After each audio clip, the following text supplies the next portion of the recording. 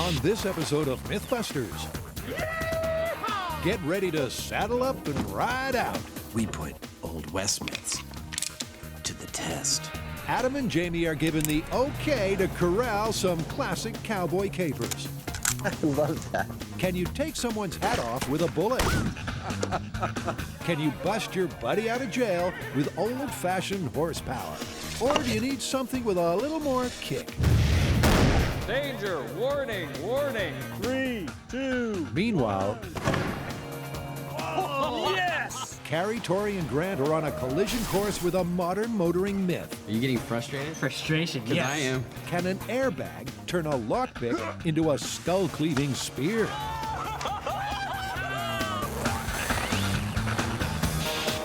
Who are the MythBusters? Adam Savage Danger is my middle name. and Jamie Heineman. Their behavior, we're going to make you into a coat. Between them, over 30 years special effects experience. Joining them, Tori Belleci, Bang it, the bang it, the bang. Carrie Byron, Don't try what you're about to see at home. and Grant Imahara. He's alive! They don't just tell the myths, they put them to the test.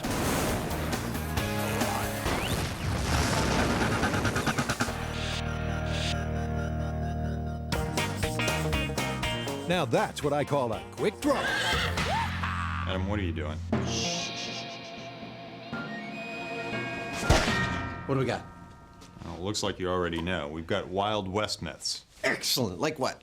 Well, like you shoot somebody's hat off with a gun. You're gonna shoot my hat off? I'm going to shoot your hat off. Oh, can we break out of jail? That's the other one. Yes, I've always wanted to do that. Yippee-ki-yay. You wanted to see Adam and Jamie strap on their chaps? So you got it. The guys are gonna circle the wagons and throw themselves into busting some frontier-style fables. All right, so which one do we start with? Let's start with the hats. It's perhaps the most famous Wild West cliche, as predictable as a stoush in a saloon. Right in the middle of some Western movie mayhem, a shot is fired and a cowboy's hat is gone with the wind. Is it true grit or just Hollywood gun smoke and mirrors?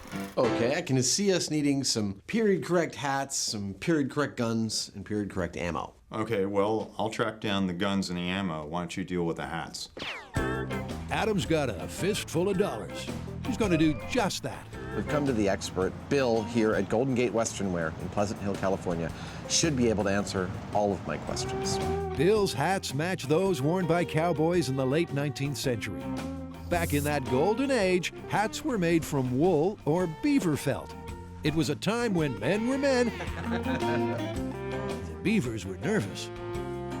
But this is a style that was the most popular cowboy This hat. was? 1870s, 1880s. Somebody ought to belt you in Bill's even got a replica of the Duke's own crowning glory. the hell I was.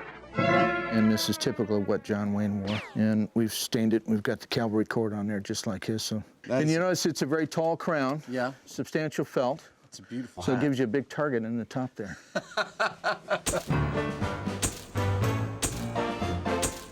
After posing as a hat stand, Adam chooses 8 classic cowboy hats. 4 wool, 4 beaver. But as keen as he is to try them on, he's decided he won't be under them when the bullets start blasting. Not that I don't trust you. I know you're a good shot, but I don't want to let you shoot a hat off my head. I think we should have a ballistics material head, and I think that both Grant and I have done our service as cast heads, and it's time to make a mold of your head. I got no problem with that. Good. Jamie takes a seat on the casting couch while Adam prepares to tar and feather him. This is basically the same stuff that the dentist uses to cast your teeth. It's seaweed-based. Water's the binder. This is gonna get drippy. You ready? So come on over here, Jess, and help me keep it up on Jamie. It's like it's gonna drip down past his shoulders. Don't get it near his mouth. The alginate goes on like campfire beans. All right, doing your left eye, Jamie. Only his mouth is left uncovered so he can breathe. He's like the incredible melting man. It's an uncomfortable, claustrophobic process.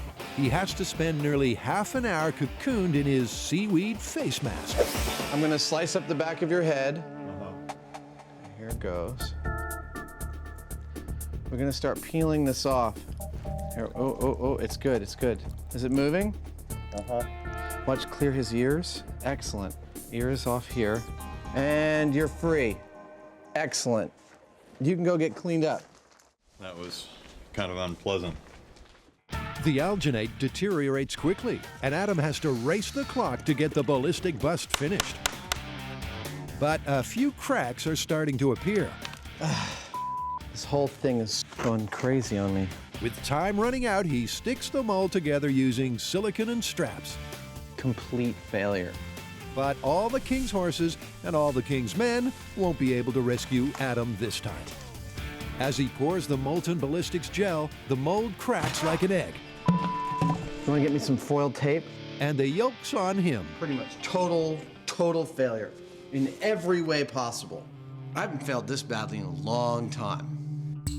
It's all right, Adam. It's been said that when they made Jamie, they broke the mold. You've just gone and done it again. It's sort of been a big wasted effort as far as I'm concerned. The casting was no good. The mold is no good. It's like nothing's any good. Adam knows how to do it. He just didn't do it in this case. That's not too terribly mean, No, is that's it? exactly what I probably would say. So now, it'll be Grant's battered ballistics bust after all staring down the barrel of this cowboy myth. All right, let's cut. Now it's over to the good, the bad, and the ugly. I'll let you decide who's who. Okay, so lockpick of death, what is that? This one's actually an airbag myth. Scenario is a guy's breaking into a car using one of those flat lockpicks. Triggers the side airbag. The airbag explodes, launching the lockpick through his skull. Sweet. Sweet. It's another story from that font of urban legend, the famous MythBusters fan site. A would-be car thief is using a lockpick to break into a car. While poking around inside the door, he unwittingly triggers the side airbag, which expands with such force, the lockpick becomes a missile, and the thief suddenly finds himself picking his own brain. Get ready for a MythBuster tale full of exploding airbags, skullduggery, As long as they're legal, we're happy.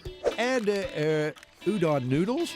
Well, that looks a little like brain, doesn't it? Well, I think we should learn, first of all, how to pick a car lock. Do either of you know how to do that already?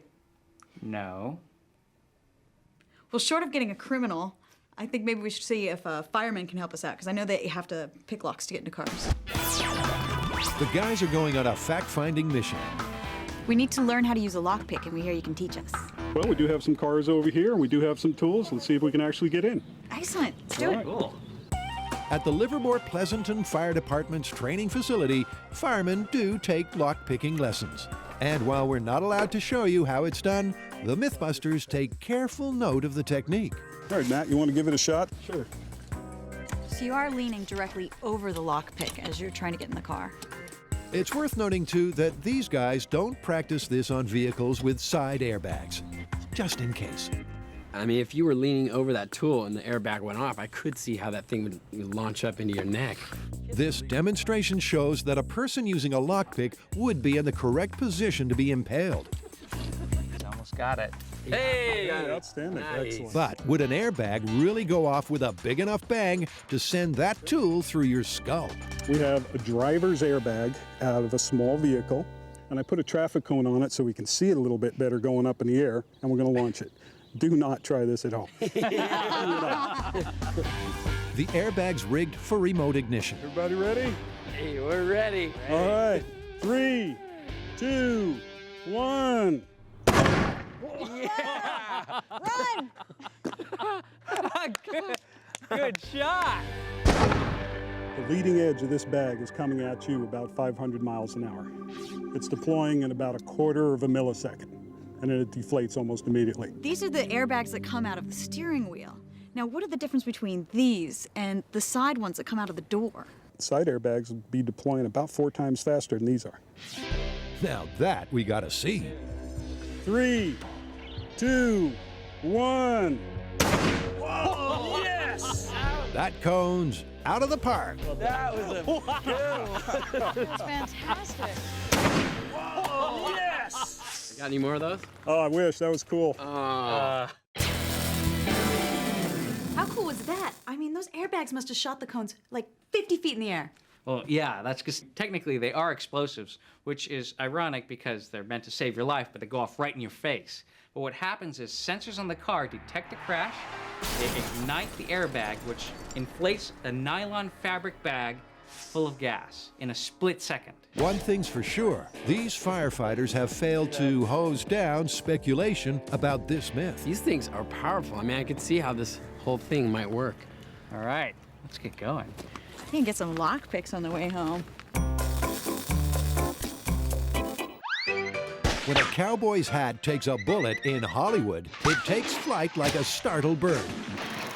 Does the science stack up, or are those hats flying in the face of physics? Our own Butch and Sundance aim to find out. Are you ready? And as we know, the MythBusters always feel right at home on the range. What happened? He must be Frank. That's my name. Frank Tabor is a Wild West firearms aficionado. Good morning. How you Frank's wagon contains an arsenal of archaic weapons. doing? This is a 4440 Colt. This is an 1888 manufacturer Smith & Wesson top brake. This is a Colt Pump Lightning. This one's about 1900. Has anyone ever shot your hat off? One time I was at a competition and my hat blew down range and everybody online shot it to pieces. Just blew it up. Frank has what so many options for us, from long rounds, short rounds, black powder, smokeless, rifles. Let's do it. Our Hollywood hard guys use handguns, so Adam and Jamie select an 1860 Army Colt revolver. If that doesn't work, they'll try a Winchester lever-action rifle. I love that. The weapons are authentic. The 8 target hats match those worn by real cowboys in the real Wild West. Nice high crown. Should be easy to shoot and miss the head. You ready? Yeah, let's do it. That's pretty darn good. All right. You want to take the first shot? Sure. First up, the oldest firearm, the revolver. Range is hot. That was perfect. Right through the top. Didn't take it off. No, it cocked it a little bit to the side. The bullet left the muzzle at 750 feet per second. In bullet terms, that's not fast. But it was still fast enough to drill a neat hole straight through the crown. You got a lot of leverage out of that. See, the bullet went in here and tore out through the top. Again, it was moving a lot of material. Okay, here comes the Winchester.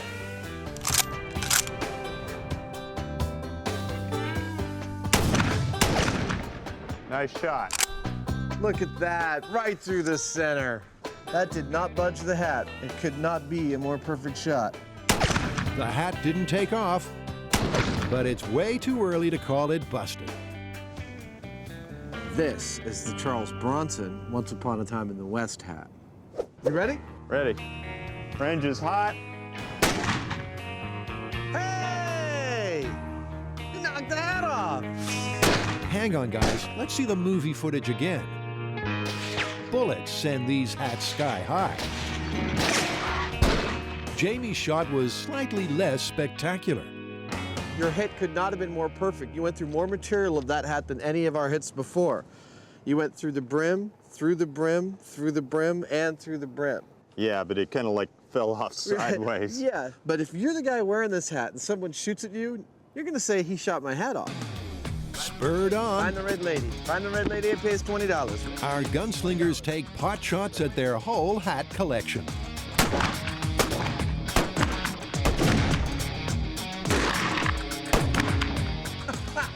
Right between the eyes. But those brims hardly budge. And the reason is simple. When it strikes the hat, a small projectile traveling at around 1,000 feet per second doesn't encounter enough resistance and rips straight through the material. So the question is, what does it take to flip the lid on this myth? Time to pelt the felt with something a little more powerful.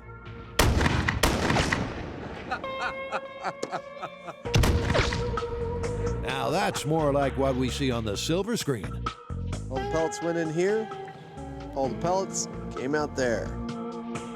The birdshot sprays out at a slower speed, striking a larger surface area. The force is enough to make hat and head part company. There's one tiny problem. But it doesn't quite leave you able to tell the tale. I mean... Looks like he's got an acne problem right now. Grant. The dummy's forehead looks like a lunar landscape.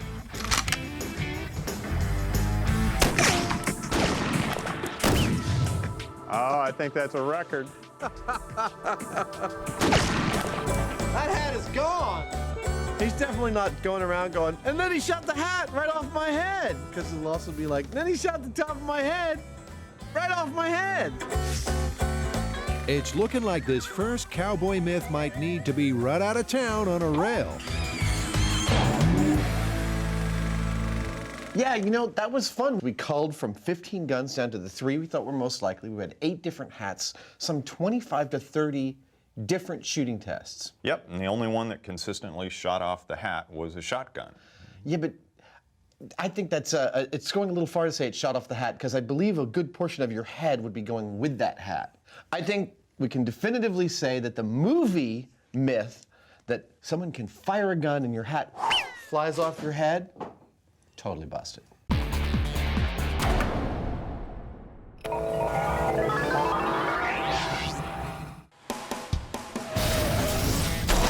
Could an expanding airbag send a lockpick through a person's skull?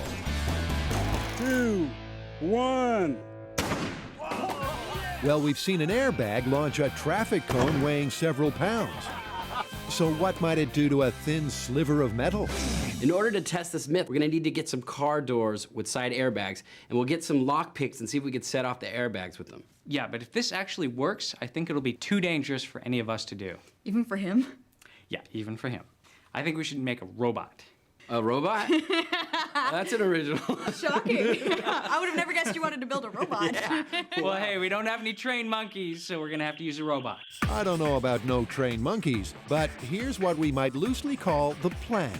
Grant will build a pair of remote-controlled hands to operate the lockpick. A ballistics material baddie boasting a real human skull will be leaning over the tool. When the airbag deploys, we'll see whether it's curtains for our car thief. While Grant gets to grips with his robotic robber, Danger, Will Robinson, danger! Warning, warning! Carrie's going headhunting. To properly test the lockpick of death myth, I really feel like I need a real human skull. A casting just isn't going to give me the same sort of information. So, come to the bone room, because I know that they have a lot of skulls here. Do you think it's possible for a lockpick to be shot through a human head, just from the force of an airbag? There's parts on the skull that are fairly delicate. You know, the nose, inside the eyes, but underneath is pretty solid. Yeah, this is, you know, there's a lot more here than I'd expected. Yeah, I mean, your brain's pretty well protected. Now she's going to make like the Wizard of Oz and give him a brain. This is sort of a gory myth, the idea of a lockpick shooting through your head. So I'm gonna make a little bit of blood and a little bit of brain that I can stuff up into this cavity here. And that way, whoops, he's fine. If the skull gets damaged anyway, we'll know. Carrie mixes up some fake blood, and for the old gray matter, Come on, that looks a little like brain, doesn't it? Just a little. now that's using your noodle. When Carrie's finished filling his head with nonsense, Brains are made of noodles. she puts the skull inside the Grant mold I think this skull might have been a little bigger than Grant's head. and pours ballistic gel around it. I just can't tell if it's leaking out or not.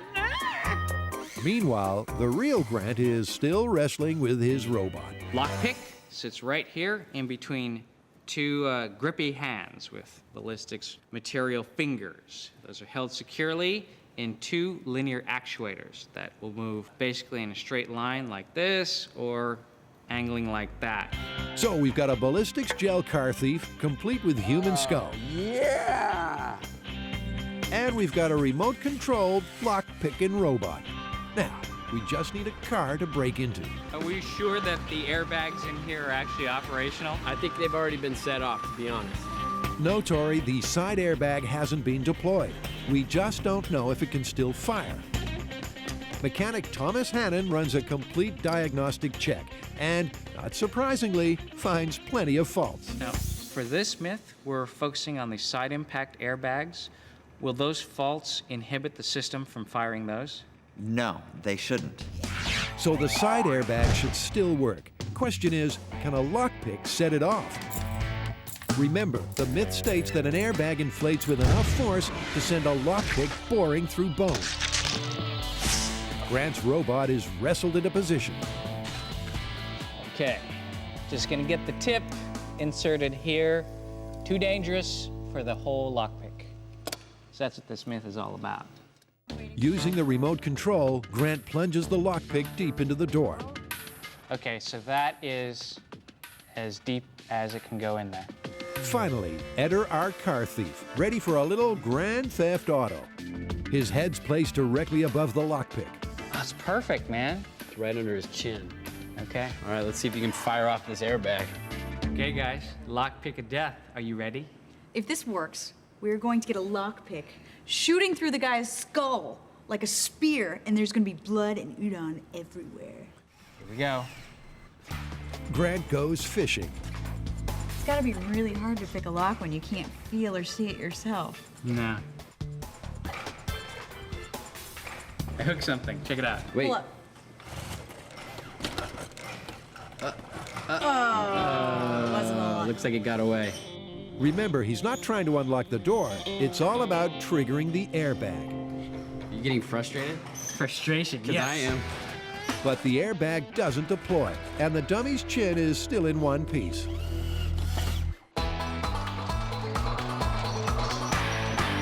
You know, on the surface, this myth does seem feasible. Our researchers found 5 different cases on the internet where this happened.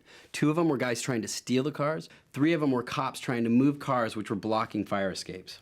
On closer inspection, though, there's absolutely no hard evidence for one of these stories. There's no news reports, there's no police reports, it's all hearsay. You know what else? Some of the cars that were mentioned don't even have side airbags. Dubious at best. Grant decides to let his robot get rough. Well, let me get a little bit more vigorous.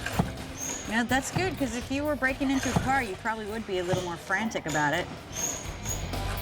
Grant gives the remote control unit a thorough thumbing, with no result.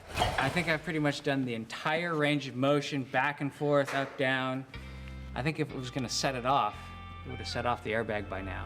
I think any fireman would have opened the door by now, and definitely a criminal would have. Thomas, how come we're not able to set off the airbag?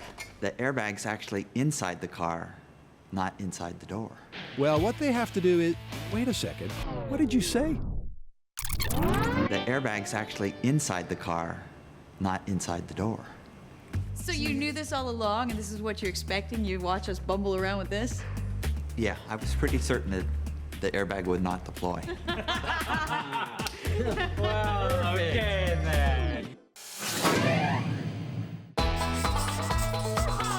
Meanwhile, back at the ranch. Breaking out of jail. Tell us the story. Okay. Picture me having been put in jail wrongly by a corrupt sheriff under the pay of a local land baron. I'm rotting away in my cell, and you've got to break me out. So in the middle of the night, you come on your horse, you tie one end of a rope to the bars of my jail cell and the other end of your horse, and you pull the bars right out of my jail cell wall, setting me free. When you're locked up in a low-down, filthy cell, what are you gonna do? Easy. Tie a rope onto the bars, lasso your horse, and get that trusty steed to back on up. Them bars are just gonna pop on out of the wall, and you're free as a bird. Well, that's how it's done on the silver screen, anyhow. So where do you want to start with this breaking out of jail myth? Well, first I think we need to learn a thing or two about Old West jails. Fair enough. Then we'll replicate what we learned about, put them all to the test. In fact, there's a historic Old West jail nearby in Monterey. Let's check it out. Jesse James Heinemann's come for a peek at a period prison. Now, this particular one was built in 1854, and I hope we'll learn a thing or two about how these jails were made. Conducting today's tour, local historian Jim Conway. We do have a jail that was built between 1854 and 1855, so It's one of the oldest jails in California. And one of the most secure. It was a state-of-the-art fortress. Wow, that's a door. Not one prisoner ever escaped. And you can see why. These would be the jail windows to the cells. Those sure ain't windows of opportunity. Made out of plate steel. There's no bars there. There's no bars. Oh, that's a problem. The roof is actually granite also, and the floor is granite.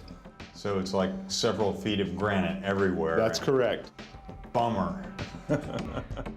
Besides, you'd have to be thinner than a consumptive coyote to squeeze out through there. This is just a slit. I mean, it's solid granite. There's a slit. There's a bar right here that goes floor to ceiling. And then outside of that, there's plate steel. It's like, you're not getting through this. Thanks for the look-see, Jim. But the MythBusters might be needing something a little more, well, rustic. So what'd you come up with on your reconnaissance mission? There were bars on that jail, but they were on the inside. I mean, there was nothing on the exterior of that jail to tie onto. There's no way a horse is going to do anything. Well, we are in luck because while you were gone, the researchers found us, I think, something that's ideal for our needs. Fort Dodge, just outside of Dodge City, an original frontier jail built solely out of railroad ties. Is that it? That's it. It's got a 1-foot window with 4 steel bars in it. They don't go floor to ceiling. They're only augured in about an inch, inch and a half under the top and the bottom. And as you can see, it's like the perfect size for us. Works for me. We can totally build this, and we can totally try and destroy it. Okay. The weeds around these parts might not tumble, but this old abandoned military base sure has the feel of a ghost town. That is, till the MythBusters ride. Yeehaw! Grind 'em, cowboy. We're gonna build a jail frontier style out of railroad ties. We're gonna auger some bars into a small window, and Jamie and I are gonna try to break out of that jail. Using authentic building materials, the MythBusters set about replicating the Fort Dodge jail. All right, so I'm thinking, the jail we're trying to replicate had a window that's about 12 inches square. These beams are just a little over 6 inches high. Window maybe about 18 inches wide, 2 beams high. Okay.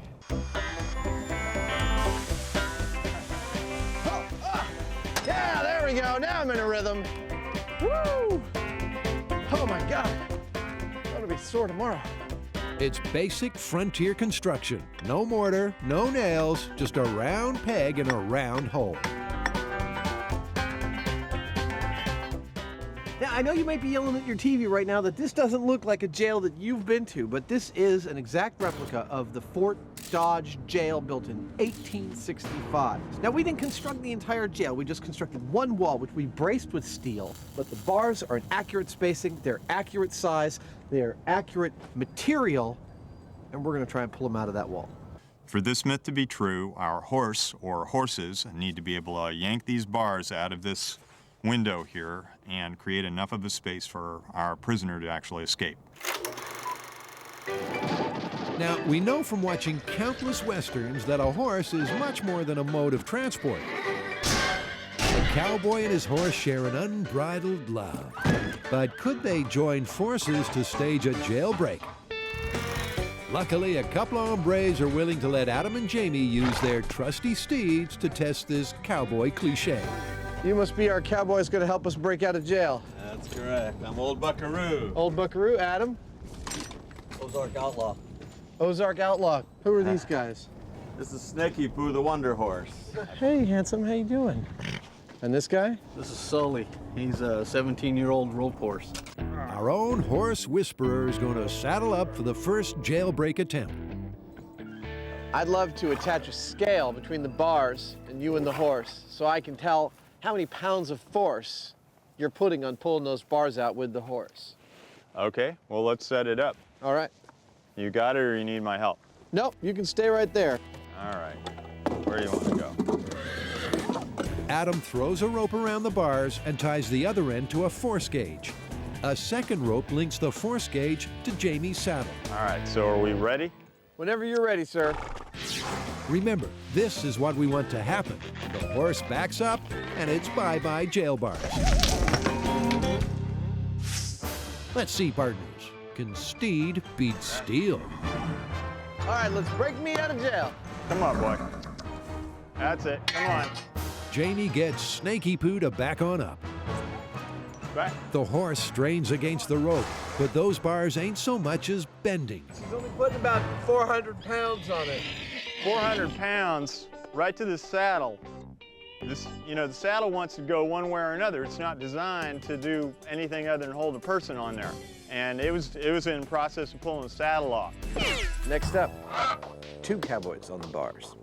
All right, cowboys, break me out of jail. We got ourselves 2 lots of heaving horse flesh. Get out of jail there. Come on, come on. But it looks like our inmate is staying in for the evening. Well, we're up to about 500 pounds. Actually, we just busted 500 pounds. Maybe we need to use something other than a horse. In Yes. fact, I got something over here that I think we can, we might be able to do a little bit more than that. Jamie wheels out some, yes, you guessed it, modern horsepower. What we've got here is a machine that actually weighs as much as a single good-sized horse, and we don't have to worry about yanking the saddle off of it or breaking the horse's back or something like that. We can actually get it rolling and jerk on these bars a little. As long as we're using the power of a horse to break out of jail, we can talk about horsepower, a term invented in 1782 by James Watt, who actually also invented the term the watt, an electrical unit. Yeah, Watt based his measurement on the amount of work that a horse could do with a millstone or a mill wheel.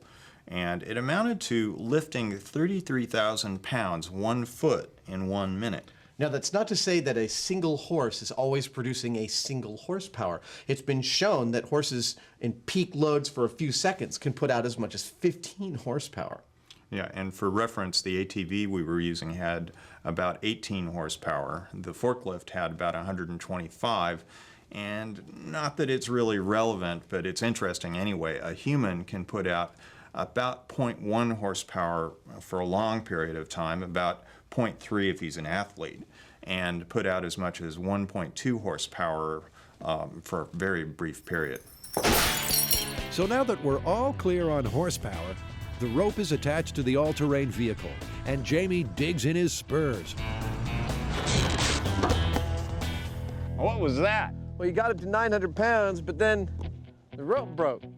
I think we're gonna need a stronger rope. 900 pounds. That's almost twice the amount of horse force our 4-legged friends were able to generate. The better blue rope. This rope is rated for 6,000 pounds. Okay. Whenever you're ready.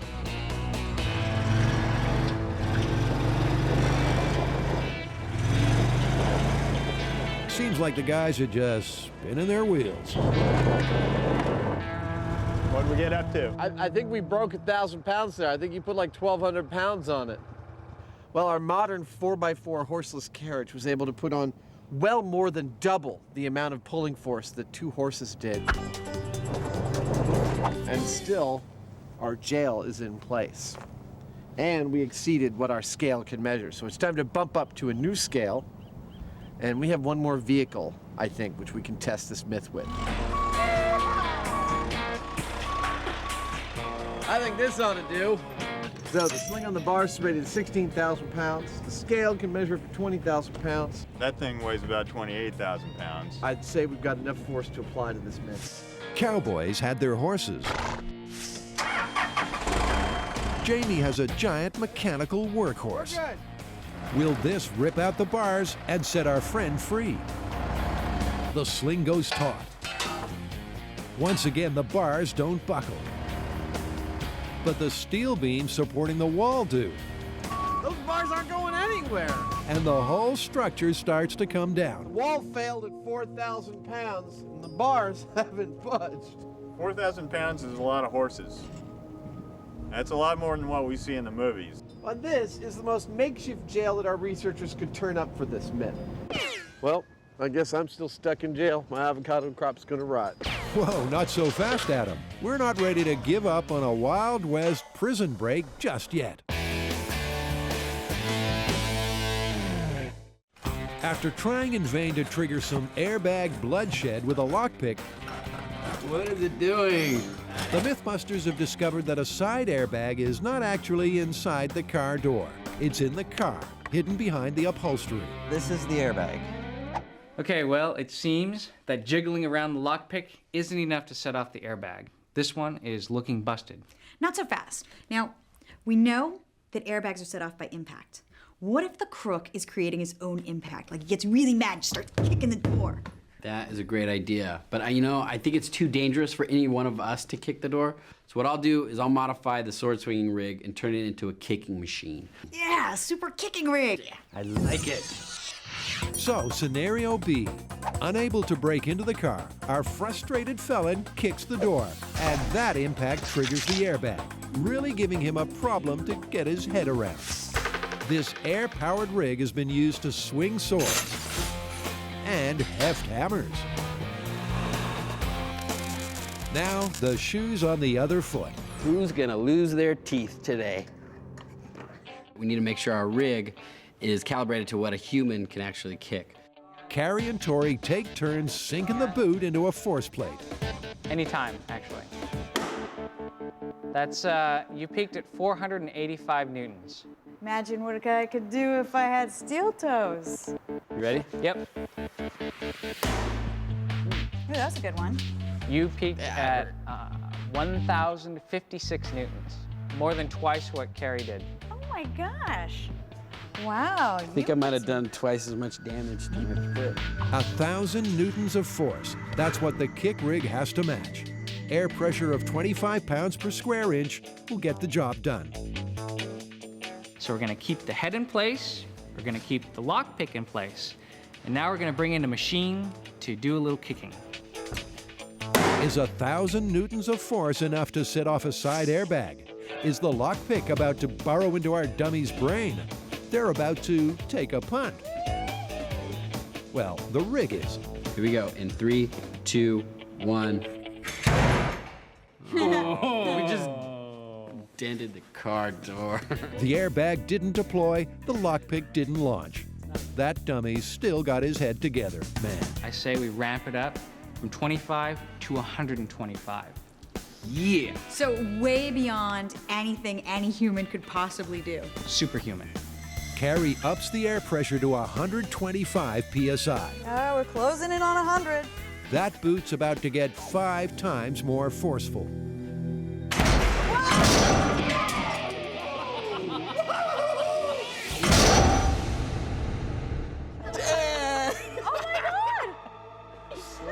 What happened? Nothing. Did he kick himself in the head?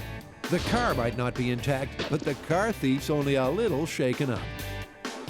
Well, kicking the door does not set off the airbag. In any way at all. And that was its superhuman strength. As a last resort, they rigged the airbag to go off remotely, with the lockpick and the dummy in position, just to see what would happen.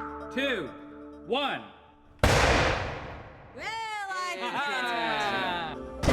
And there you have it.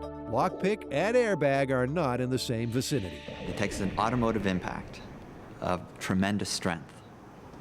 There's no human way to do it.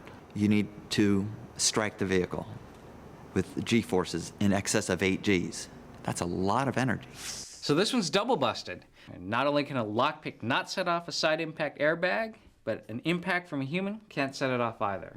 Well, the airbag is deploying inside the car. The direction is not up towards the lockpick, so the lockpick would never get launched into your skull. It's busted. Well, that means it's my favorite part of the myth. This is where we get to replicate the results. I did not make those brains for nothing. So to pick our car thief's brain once and for all, the plan is to, yes, build an air cannon that'll fire that lockpick straight into the dummy's skull. To get this lockpick up to lethal velocity, we're gonna need as much air as possible going through here as quickly as we can. The lockpick is set in a foam sabot, which fits snugly down the barrel. All right, load her in. There's a chance that the barrel itself might explode.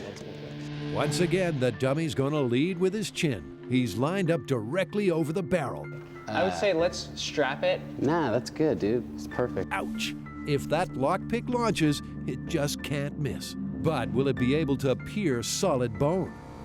The cannon's primed with maximum air pressure, 125 psi. Will that be enough to blow the dummy's mind? This is lockpick of death, the final blow. Here we go. In 3, 2, 1.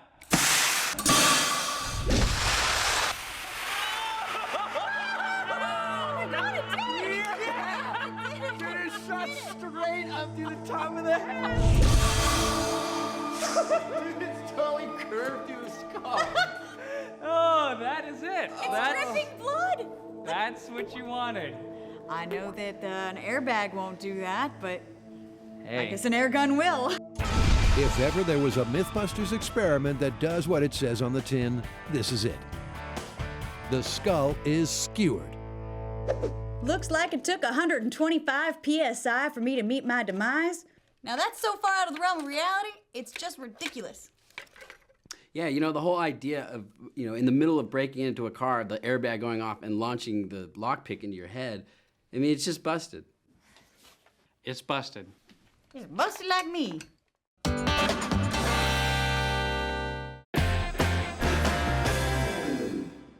Outside of a cinema, there's no way a horse can muster enough horsepower to pull the bars clean out of the jail wall. Maybe we need to use something other than a horse. But Adam and Jamie haven't given up hope of staging a breakout. Those bars aren't going anywhere. In their final Western myth, they'll try to remove the bars using a stick of dynamite. Question is, can you blow a hole in the wall that's big enough to crawl through without harming the incarcerated cowboy? Well, we've come out to the Alameda County Sheriff's bomb range to do this experiment.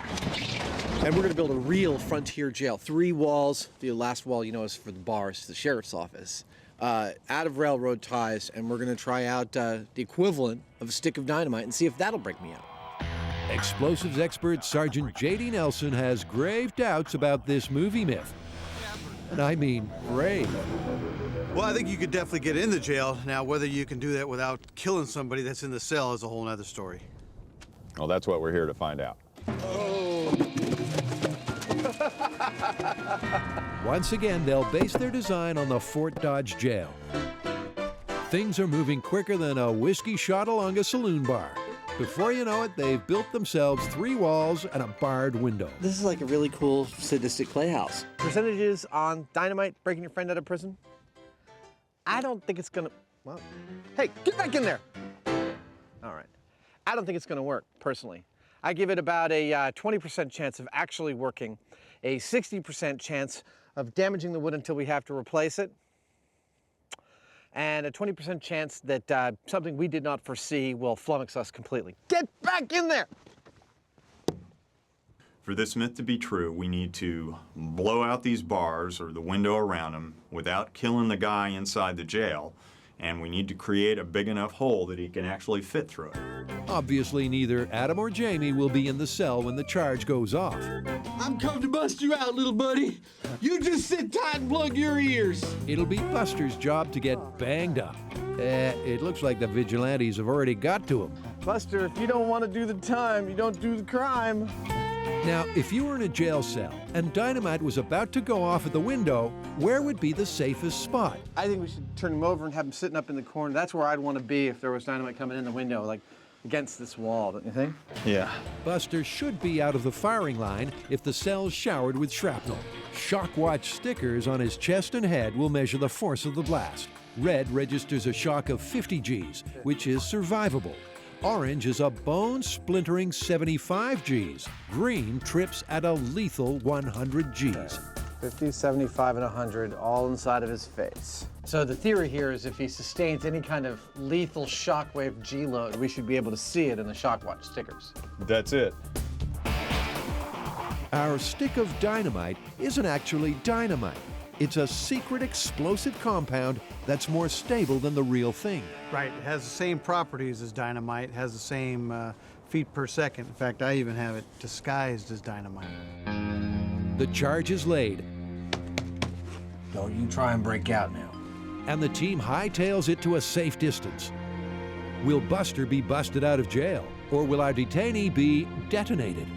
Okay, We're gonna blow ourselves out of jail with one stick of dynamite in 3, 2, 1. Look at that. Well, the jail's still there. The jail is definitely still there. Let's go look. Let's check it out. What do you think? You think the bars are still there? The blast doesn't look to have done a whole lot of damage. Not by MythBusters standards, anyway. Some of those bars are coming out of there. Dude, wait. Don't pull from there. Why? Let's see if I can get out from inside. One bar, gone. Adam makes like Doc Holliday pulling out some loose teeth. There you go. That's it. Okay, here you go. Now, I'm gonna try and climb out. Here, take my hat. The bars may be gone, but is that wide open space wide enough for Adam's abdomen? How much were you going to bet me whether you can get through there or not? This is gonna be tough. It's that prison food that's kind of fattened you up. All those beans. So one stick of dynamite is enough to loosen the bars. And it is possible, eventually, to make it out through the window. Well, I could totally get out now. That's 2 ticks for the myth. Okay, move forward over here. Yeah. Form a little table for him. All right. Okay. Freedom! Hey! Yes! That was some nice precision demolition there, dude. But hold your horses, guys. Remember, for this myth to be confirmed, Buster has to have survived that explosion, right? Buster's totally dead, dude. That's the 100G trip. He did not survive. He took 100 to the face and he took 75 to the chest. I'm sorry, Buster. The concussive force of a single stick of dynamite has saved the hangman the trouble. You have to keep in mind also that we just barely blew out those bars. That was precision demolition. Yeah. You could not have him escape through that hole with any less explosion, and that explosion killed him. This actually worked perfectly. It worked just like we planned, but in my mind, this is silly as heck. You killed your buddy, and furthermore, with all this ordeal with dynamite and, noise and potentially killing your buddy, it would have taken me about 5 minutes with an axe to dig a hole like this. Like a frontier town, our final cowboy myth has gone from boom to bust. So breaking out of an Old West jail turned out to be harder than we thought, huh? Yeah, personally, I'd rather have one of these than anything that we tried. Yeah, as far as ropes go, 1 horse didn't work, 2 horses didn't work, and even our 30,000-pound hauler didn't successfully remove the bars from the wall. Yeah, and we chose our design of a frontier jail as specifically the one that was most vulnerable to having its bars pulled out. Yep, and explosives, they removed the bars okay, but... You're not leaving that jail through the window, you're leaving in a pine box. Yeah, myth busted. So our 2 techniques that you've seen in the movies for busting your buddy out of jail, totally busted.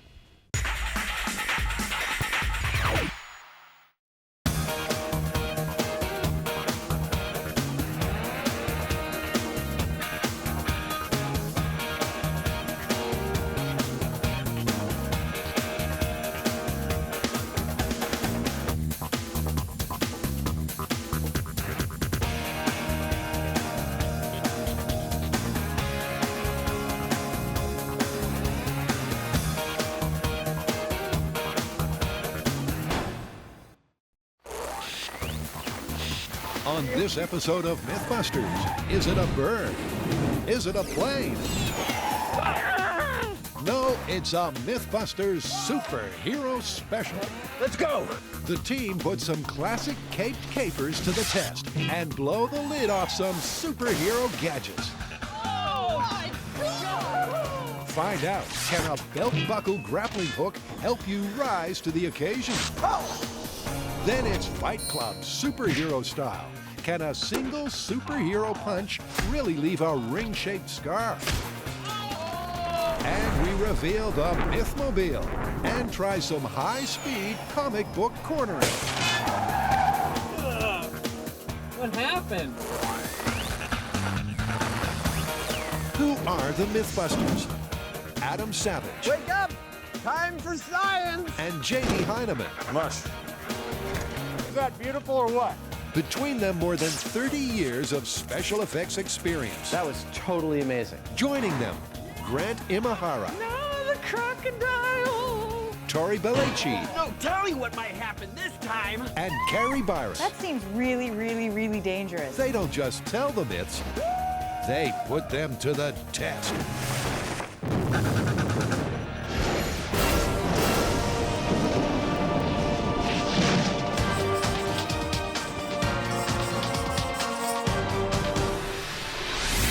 Hi, Tori. Hi, guys. How you doing? Good. No, don't tell me. Exactly. We're about to do an entire episode of nothing but superhero myths. Superhero myths? Isn't that going to be kind of impossible to test?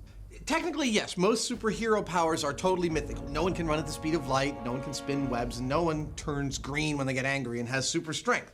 But there is an aspect that we can test empirically, and it mostly involves gadgets. A mythical superhero gadget. Exactly. Well, if we're gonna do this in true superhero fashion, I think all of you need to put your underwear on the outside of your pants. You're right. Let's do it. When disaster strikes, superheroes He is Starman.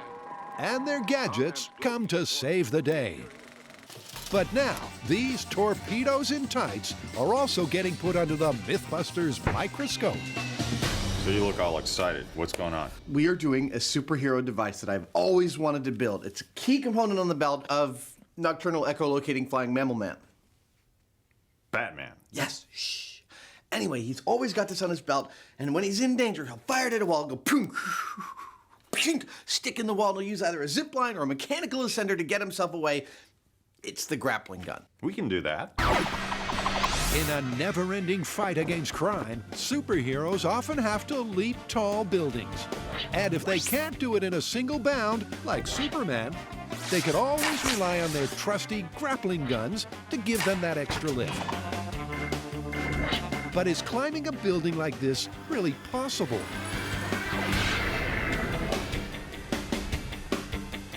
How are we going to test this one? I think that's actually pretty easy. We just gotta get some real off-the-shelf grappling hooks and use them to climb some walls. And we're gonna have to do this one for real, man. We can't fake it this time. No. And so, a short time later, Everything is perfect, right? Yeah, this area ought to be good. the MythBusters have a wall, and Adam a grappling hook. No superhero technology here, just a regular off-the-shelf grappler. But will this device be enough to let him climb the walls? This is grappling hook number 1. It's actually collapsible, so I guess it fits in your bag well. And you set it up like this, you thread it down, and there, it's ready to go. The Battelle Tactical Air-Initiated Launch System, TAILS for short, was developed for the U.S. Navy to aid ship-to-ship rescue. It's a little bigger than Batman's. It has a tank, it's got a piston, and it just lets the piston go and it shoots the grappling hook. It'll go 100 feet straight up. And that's a prospect that's got Jamie cackling like a supervillain. Before they crawl the wall, they rig a safety system. This setup right here is our safety backup. This is a belay system, and so if there's anything that goes wrong with the grappling hook, this will kick in and keep one of us from falling and hitting the ground. Jess will be on the ground paying out rope as one of us tries to climb up. So if that person slips, Jess will catch them. And Jess will catch them. That's the theory. So will these regular grappling hooks enable Adam and Jamie to walk the wall like the Cape Crusader? You know, I'm not in really great shape like Batman is, but, you know, we're gonna try. Oh, I caught a big one. Look at that. That'll feed my family for a month. While Adam struggles with the mojo of the throw, Jamie's off like a shot. 3, 2, 1. Well, you cleared the whole building, Jamie. Nice work. Hey! Finally, Adam's grappling hook also grabs hold. Is that purchase? You've got purchase. So that just leaves the climbing. Y'all said Batman? I'm all set, Boy Wonder. Adam attacks the wall head on. This is not gonna happen at all. Don't remember Batman having this much trouble. With Adam floundering like a fish out of water, Jamie's decided to try a different climbing technique. What I'm tying here is known as a prusik knot. Basically, it's a one-way knot. When you push on it, it slides up, but when you bear down on it, it won't go the other way. Thanks to his knots, Jamie soon up, and away. Oh yeah, he's cruising now. Ladies and gentlemen, there's a new superhero on the block. Jamie Heineman is the Inchworm, able to leap tall buildings, given plenty of notice. But at least he's gaining altitude.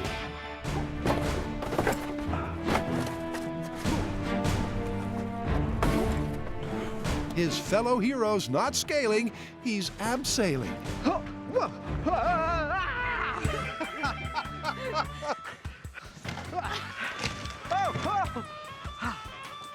All right.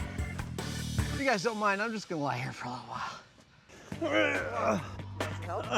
No. Jamie eventually makes it to the top, but not at a great rate of knots. My little knot trick worked, but it took me probably just under 10 minutes to make it up this 20-foot wall. And if you're a superhero trying to save the little old lady, you need to do it quicker than that. While both grappling hooks held firm, it was the boys' ascent that failed. To get this myth off the ground, they're going to need to build something that can take the climb out of the equation, superhero style. I think we need to go back to the shop and build our own solution. Okay, let's go. It's the MythBusters Superhero Special, and superheroes big and small are getting put to the test. And next up, a superhero myth with a very familiar ring. Are you ready for a fun, violent myth? It involves punching, sparring, and none other than the Phantom. He's a superhero that left that nasty calling card on all of his evildoers. Yeah, you know, he's that guy that could punch people so hard that he'd leave a scar in the shape of a skull from his ring. The bling's the thing in this comic book classic. A superhero swings and adds imprint to injury by branding the baddie with an indelible ring scar. But is that possible even for a superhero? So how are we going to do this one? Well, Carrie, I really don't think we should test this on each other because personally, I don't want to risk a permanent scar on my face. We can't punch each other. Who are we gonna punch? Well, it sounds like we're going to need a human analog. So it looks like it's pig time. Perfect. I think we should use human force as a control, and then I'll build a machine to punch with the force of a heavyweight prize fighter. That's good. That'll give us the maximum strength that a person can punch with. And if that doesn't work, we'll go superhuman. Well, you deal with the pig and you build the robot. That means I get to build a MythBuster Phantom skull ring. The guys won't be pulling any punches. They'll make a fake fist, complete with skull ring, and attach it to an air-powered punching rig. The rig has to hit like a human, so Grant sets up the force plate. We're gonna see what we can punch, then we're going to calibrate our robot to punch the same amount, and we'll see what we get. Soon the fists are flying. But none of these guys have super strength. The best of the three was Tori's, which peaked at a rather feeble 1,750 newtons. But our research says that the upper range, which is a heavyweight boxer, is about 4,000 newtons. What? Oh my God! Dude, we're not even close. As we know, Grant was raised by robots. And given that special affinity, he soon got a punching machine ready to swing. Okay, so this is our superhero punching rig. Now our air cylinder is right here, and the fist goes on the end of this. And when we're ready, we go, and that gives you a punch. Tori's making a good fist of making a fist. What I'm doing right now is I'm casting my hand in a fist shape because we're gonna be needing to punch a bunch of times at superhero strength, and we want a hand that's not gonna break like mine may have. That's the theory, and by using a combination of ballistics gel and urethane hardener, Tori should get a fist that can roll with the punches. All right, so the fist looks great. It's really, really hard, but it's still rubber, so it shouldn't shatter when we start punching with superhero strength. Meanwhile, Carrie's designed some superhero-style rings and carved them in wax. To keep with the Phantom theme, I've got a skull.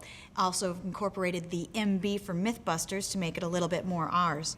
Next step is to take all of these rings that I've carved down to the crucible, get them cast up in metal.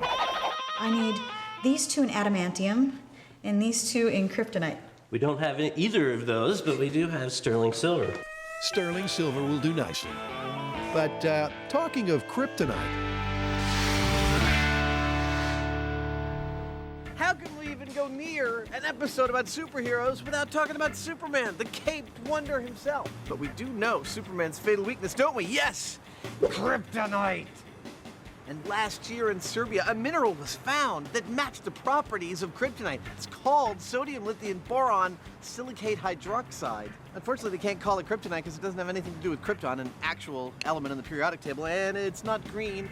Maybe it's got a negative effect on Superman, but we haven't found him yet. faster than a speeding bullet, Carrie's rings are ready. Criminals beware the mark of the Mythbuster. Whoa! Cool! Let me see. Dude, you look like a rapper. That is cool. Tori glues one of the rings on his dummy fist. The Phantom, he always has his punching ring on his middle finger. Now we can start fighting crime. What will happen when Pig and air-powered pugilist clash? Will the mark of the Mythbusters be buried in bacon? This pig won't know what hit him. Or maybe he will. We go 3, 2, 1. The rig matched Tori's knuckle-busting punch, 1,750 newtons. Remember, this is what happens in the comics. Just one punch, and the villain's got a permanent skull scar. But how about in real life? No devastating scars. I see the edge of something there. Yeah, but there's no, like, indentation of the skull. That means Tori's punch isn't enough to do it, so we need to ramp this up to the most powerful punch we know to human, which would be the prize fighter. Oh, not Jamie Heineman? Okay. All right, here we go. In 3, 2, 1. Dude, that was a great solid punch. That was a good hit. All right. You knocked him out! Yeah. And no scar. So now what we're gonna do is we're gonna ramp it up to superhero strength, punch it again, hopefully we'll get a scar. But if we don't, we're gonna have to think of something else. They max out the air pressure, 120 PSI. Grant's robot takes a superhuman swing. Hey. Wow, that knocked the pig off the forklift. But still no mark of the Mythbusters. They're not making much of an impression on this superhero myth. Well, we're not getting any scarring on the pig rump so far. This is looking busted. Yeah, I know. This doesn't look like it's gonna work at all. Well, if I were gonna leave my gruesome calling card on an evildoer, I wouldn't be hitting the soft, fleshy parts. I'd be hitting them in the face. You know what? That would actually work to our advantage. If you were to punch somebody in the forehead, that's thin skin and thin muscle stretched over a hard surface, that might actually leave a scar. Old Yorick here, who we all knew well, was last seen being turned into a lockpick kebab as the guys burst a car airbag myth. And now he's back for some superhero science. First up, Tori gives the skull a little pigskin for the ring to ram. So, you named your guy there?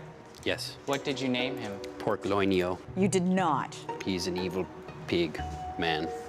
Okay, Porcloinio, you asked for it. Prepare to feel the sting of the ring.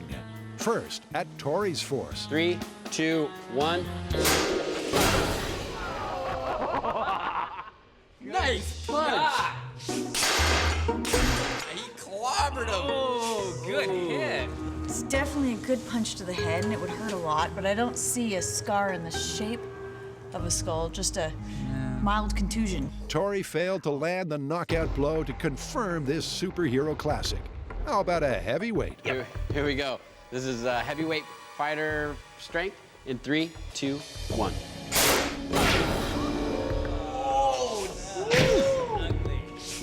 see any skull in the flesh. It sure was ugly, but 4,000 newtons wasn't enough to put the sign of the skull on old Portloinio. Even in this best-case taut skin scenario. Superhero strength? Yeah! Okay, the gloves are off. The fist flashes at 120 psi. 3, 2, 1.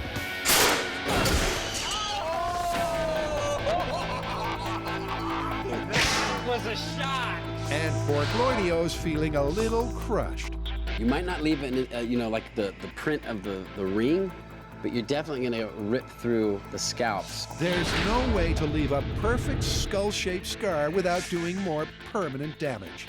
This superhero myth, like our comic book criminal, is out for the count. I guess we can call this one right here. We don't need to go any further. You feeling it's busted? Just like a skull. Yeah, busted.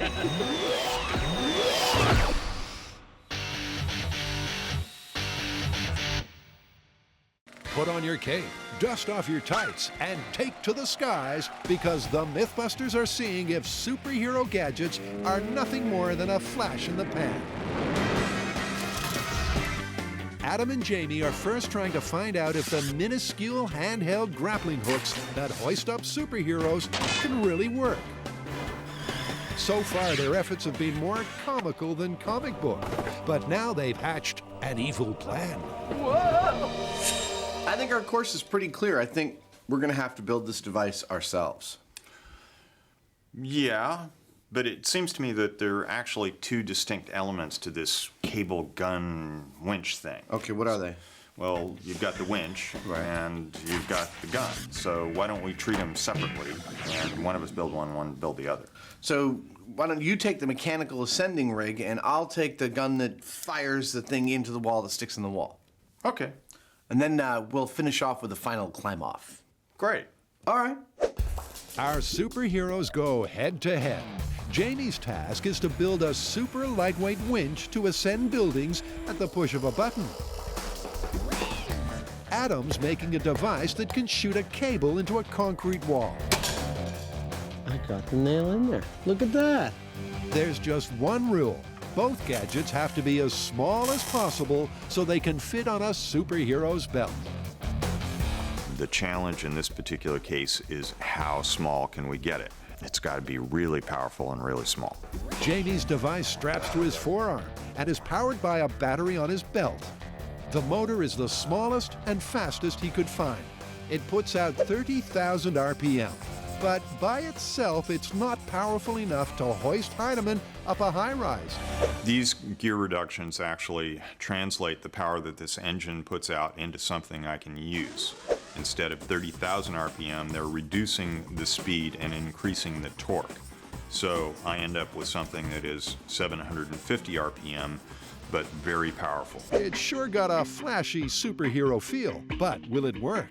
Jamie's going to test it on his sidekick. What I'm going to do, instead of trying to pull myself up, is actually pull Jess along the floor. She's going to go skiing in the shop. All right, Jamie, I'm ready. Does Jamie's rig have the pulling power to make Jess do the shop floor shimmy?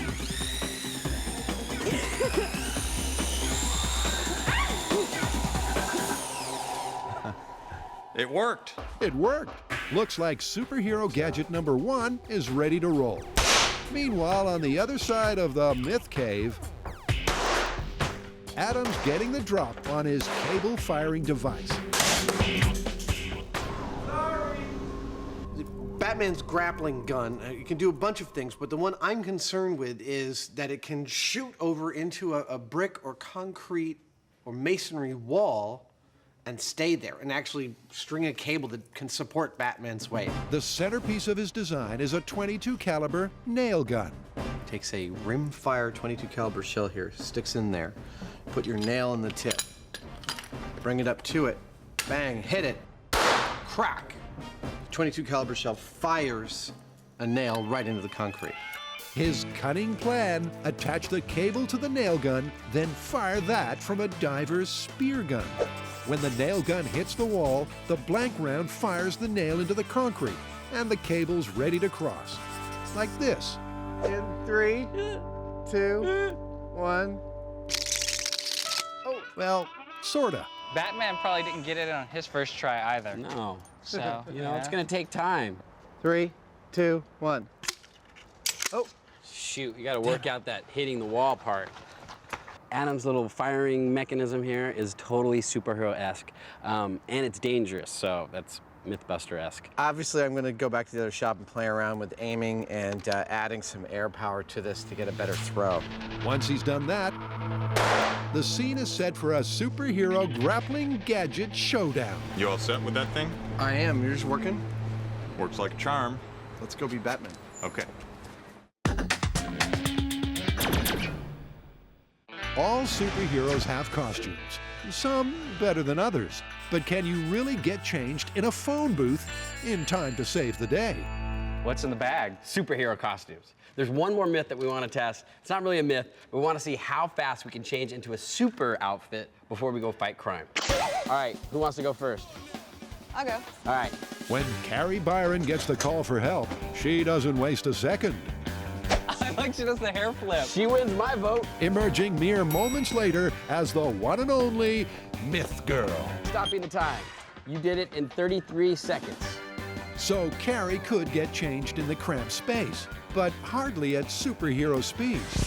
Can Grant do any better?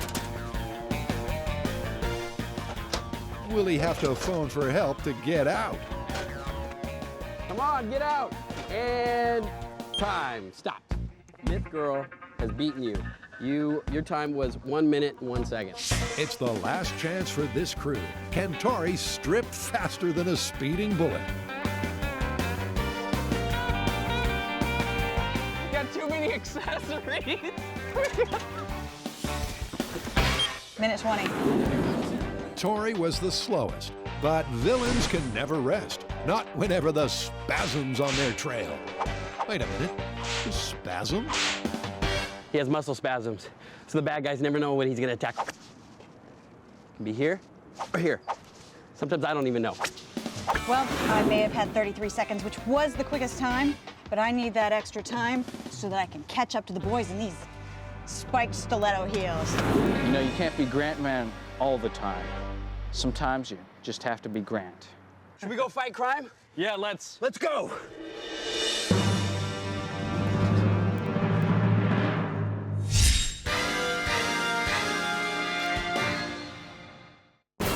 We're flying high in a superhero special, and the next myth combines cars and comic book craziness. Next up, Batmobile 90-degree turn. Batman, to get away from the bad guys screaming down the street, and to escape, all he has to do is push a button that deploys a grappling hook, grabs onto his steel structure, and it whirls him around the corner. And the crooks can't get him. Dude, that sounds awesome. Holy awesomeness, Grant Man. Let's see how this myth works.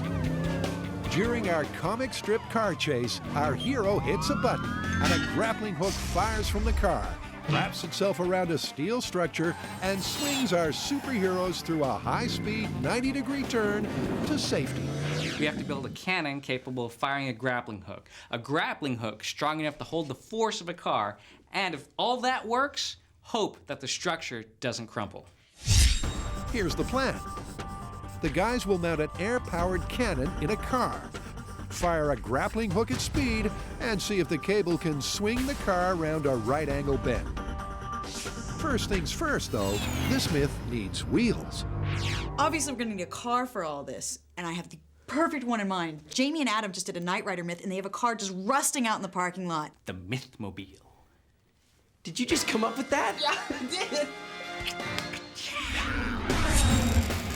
The Joker aside, this car is perfect for this myth because it's already been fitted with a roll cage and safety harnesses, which means all Carrie and Tori have to do is transform the transport into something more befitting a superhero. Oh, this is gonna be the coolest Batmobile ever! Meanwhile, Grant's finding out more about the serious physics facing them in this myth.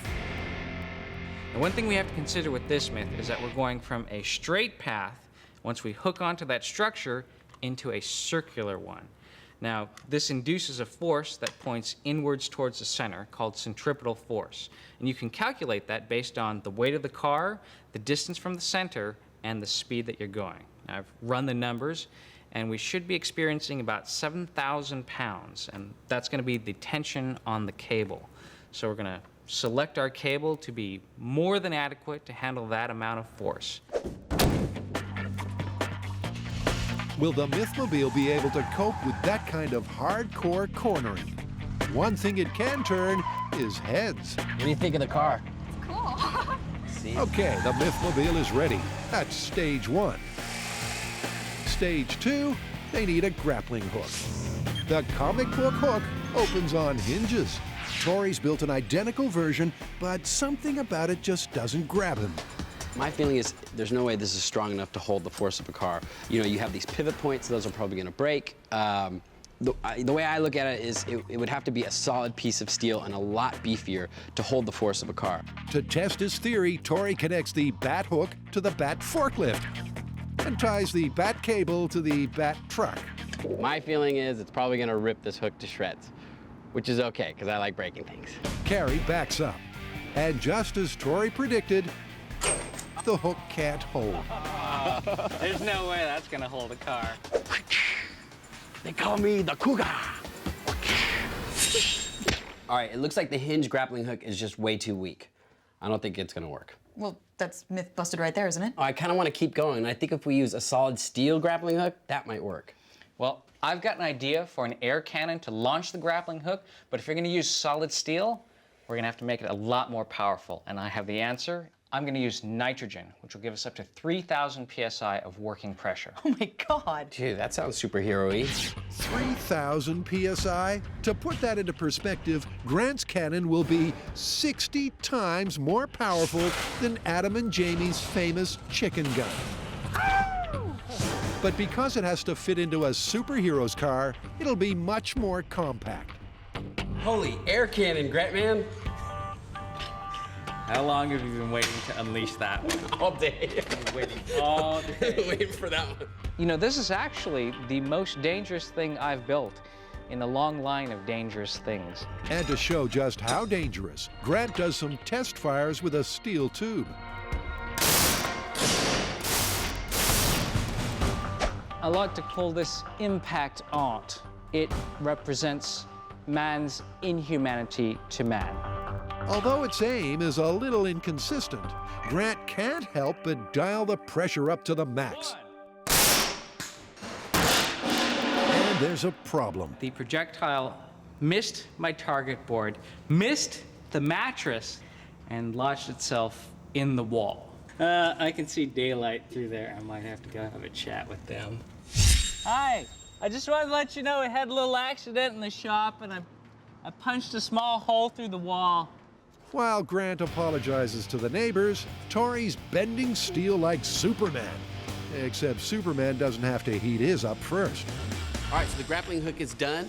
We weighed it. It weighs 10.5 pounds. Now we're going to put it in the air cannon and see how far it goes. This time, the cannon's at 2/3 power. Will that be enough to send 10 pounds of solid steel through the air, comic book style? All right, you ready? Oh, so ready. 2200, real hook. In 3, 2, 1. The cannon launched the hook all right. It also launched itself clean off the table. Where's the camera? Where's the high-speed camera? The phrase loose cannon comes to mind. You know what? We didn't take into consideration the mass of the hook.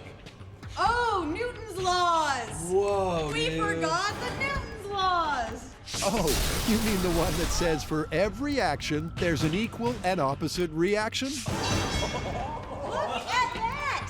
You know, we've done a lot of experiments on the show. Things have gone wrong, but that's the first time that I've ever felt that much danger. So for test 2, they lock the cannon in place. In 3, 2, 1.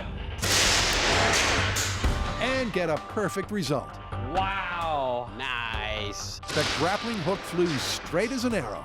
So bring on the Mythmobile.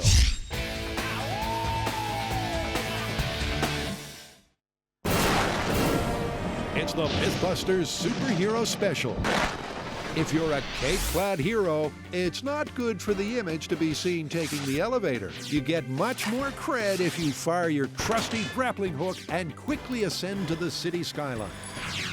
Adam and Jamie have devised their own miniature superhero-style grappling devices and are looking for the same uplifting experience. Perfect. You want to go first or should I? Sure, I'll go first. How about right over here? Today we've come north of the MythBusters shop to the Hamilton Air Force Base in Novato. And while it may look like an abandoned aircraft hangar, in fact it is a super modern superhero training facility. Jamie prepares to go from mild-mannered Mythbuster to skybound superhero. Adam's impressed. That's awesome.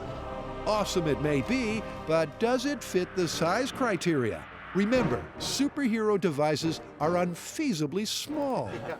I think it qualifies in the size criteria. The motor he's chosen is absolutely the highest powered tiny motor that is out there that's declassified. Jamie's rig doesn't have to shoot the cable. We just want to know if it can lift him like a superhero. God, I hate these things. Give me a ladder any day of the week. Adam attaches Jamie's cable to a beam.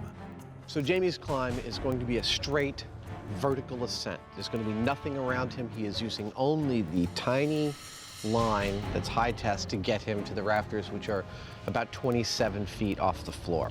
Just in case it's not clear, this line is a safety. This isn't helping in any way to pull me up.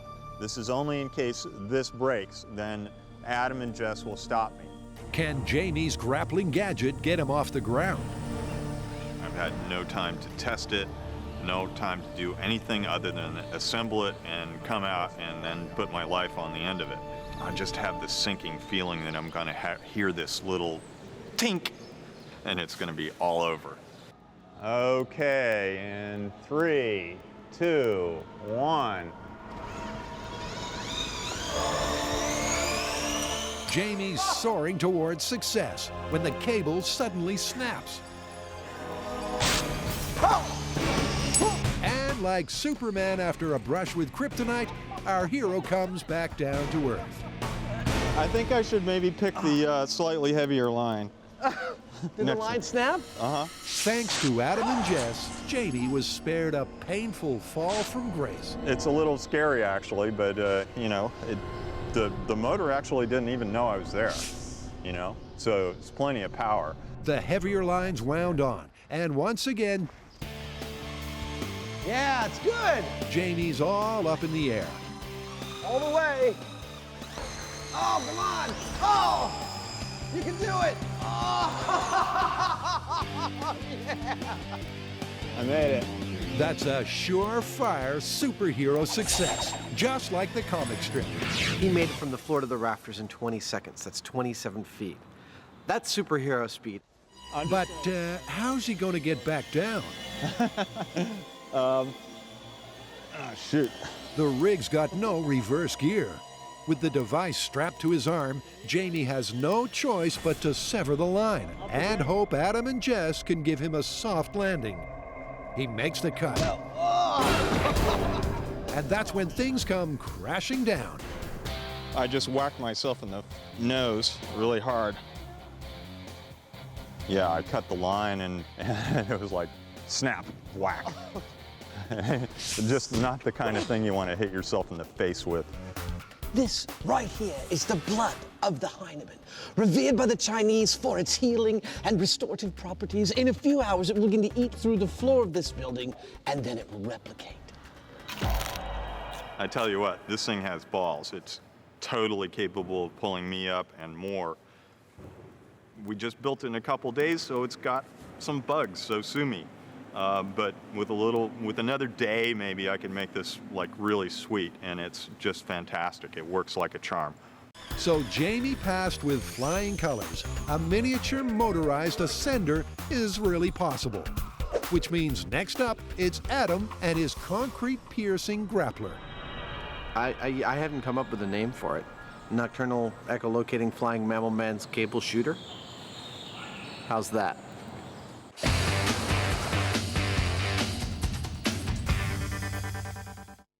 stunt-driving superheroes only have to fire a grappling hook at a convenient roadside structure, and their car squeals through a 90-degree turn at super speed.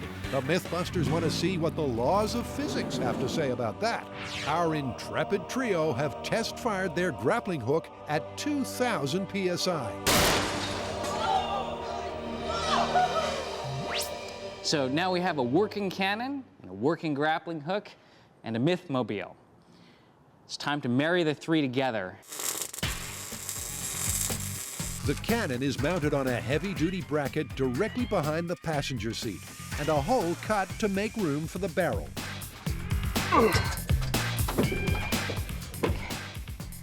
Cool. It fits. So the cannon's working, the hook is strong.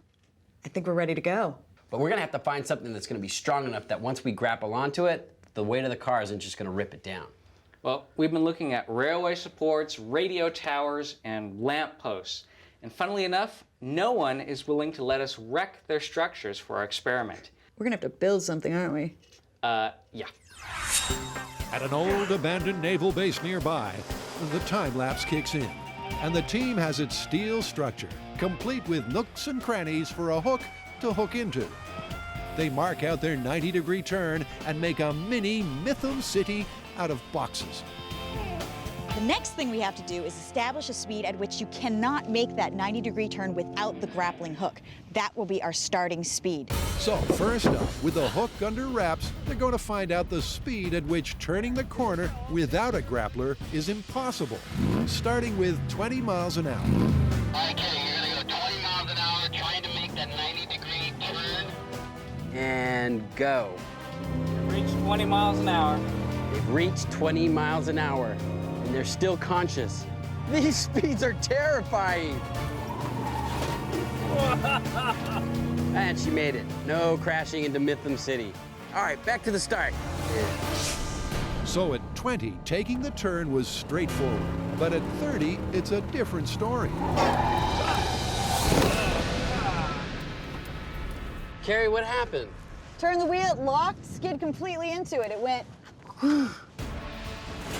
Carrie lost control at 30 miles per hour. So that'll be the speed for our first grappling hook test. This is all a little frightening. We've seen what this grappling hook can do, and now we're going to drive and fire it. In the MythBusters Superhero Special, Jamie just leaped a tall building with a single motor. But can Adam fire a line into a wall? This is an underwater spear gun firing this weight behind a .22 caliber rimfire concrete nail round, which will activate this piston, driving this nail into the wall. Also, on its way, we'll be dragging this cable going into the wall, hopefully leaving it in the wall with enough force that I can tie it off at the other end, hook a pulley up to it, and down to the wall. It's not as small as something Batman would use, but will it work? Adam takes his position on his make-believe rooftop and takes aim at the villain's lair. 3, 2, 1. All right, reset. He reloads. Again. And again. The nail gun's firing when it hits the wall, but for some reason the nails aren't penetrating. Seems those dastardly crooks have built their hideout from some sort of super tough material. This is definitely harder concrete than anything I've dealt with before, because I've never seen that kind of thing. And it is a military base. It is a military base. But a superhero never gives up. Unfortunately, the way it works in Batman movies doesn't involve him shooting at something and it bouncing off and falling on the ground. However, that's probably the reality of this type of device. But Perseverance Savage finally finds a chink in the armor. But I think I'm in. You're in. Dude, I'm trying it. Go for it. Here we go. The nail's not in deep, but our hero's gonna swing into action. Adam clips into a safety harness and prepares to put his superhero status on the line, literally. I'm clipping into the line, boy wonder. I'm Batman. Your boy Wonder, if you make it across, then you can be Batman.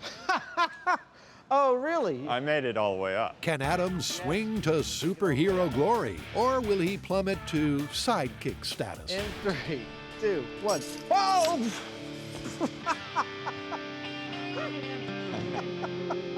Well, looks like your boy Wonder. Oh! The line couldn't hold Adam's weight. The nail pulled straight out of the wall, leaving him just hanging around. Personally, I think the idea of a belt-sized shooter that will get you into any kind of wall is totally busted. Can someone let me down now? I would say that your device was exceptional. It really did, I think, make it a plausible case for a belt-wearable, superhero-like mechanical ascending rig. Well, thank you. And your cable shooting rig actually seemed like it worked quite well, but it just didn't quite make it into this hardened concrete. I'm not so sure that I'm ready to give that one up, but for now we have to call it busted. Yeah, totally busted. Let's get out of here. All right.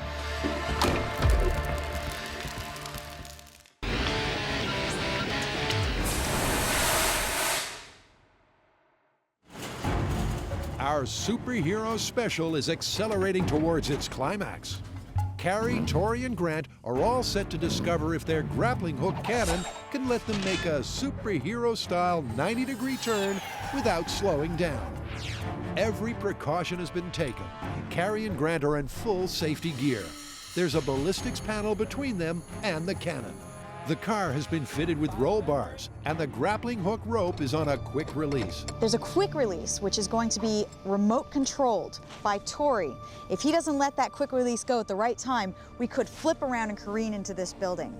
So now is when this experiment starts to get scary. The key to success is the rope. Once the hook grabs hold, the line will have to withstand 7,000 pounds of centripetal force. This is the highest performance material you can buy these days. It's used by the military. In strength for weight ratio, it's stronger than steel. All right, this is the plan. Carrie's gonna drive down this road. She's gonna get up to 30 miles an hour. At this point, Grant's gonna fire the cannon, bang. The hook is gonna grapple onto our structure. As soon as the rope gets taut, she's gonna make the turn around the 90-degree turn. As soon as they get to this point, I'm gonna quick release the rope and they'll be able to drive off. Is this comic strip stunt possible? If so, will it take superhero strength to keep the Mythmobile under control? Carrie hits 30 miles per hour. Grant triggers the cannon. The hook hits the target, but disaster strikes. Whoa! We did not complete our superhero mission. We did not make a 90-degree turn with the grappling hook. But there is good news. It was not due to human factor. As you can see from the skid marks, my driving was right on course. If you can see from the footage, Grant's aim was perfect. The grappling hook looked like it would have gotten into the perfect place, but the rope broke. Now, luckily, we have a thicker rope, so we're not beat yet. The new, thicker rope's made from the same high-tech material. And like its predecessor, it's strong, but also flexible enough to wrap the pole. Just what this myth needs. You guys ready? Standing by. In 3, 2, 1, go. Once again, our dynamic duo put the pedal to the metal and their lives on the line as they try to make the hair-raising hairpin bend.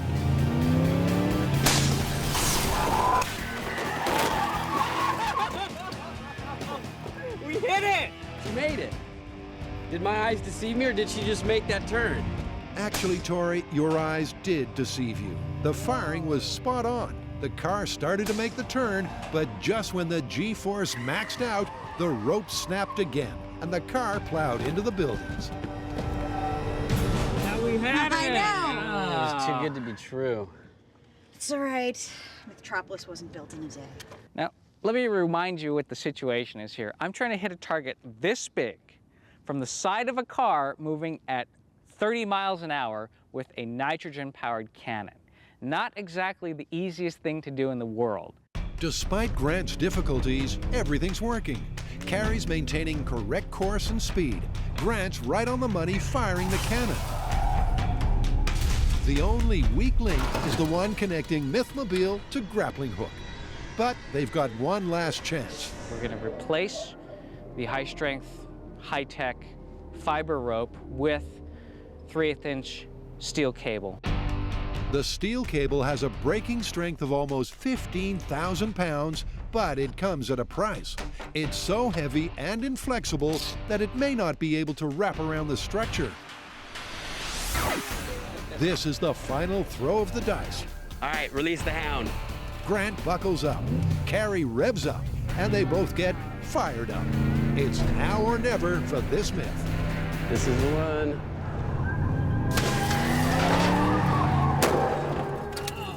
What happened? I think we have a result here, you guys. Curses, foiled again.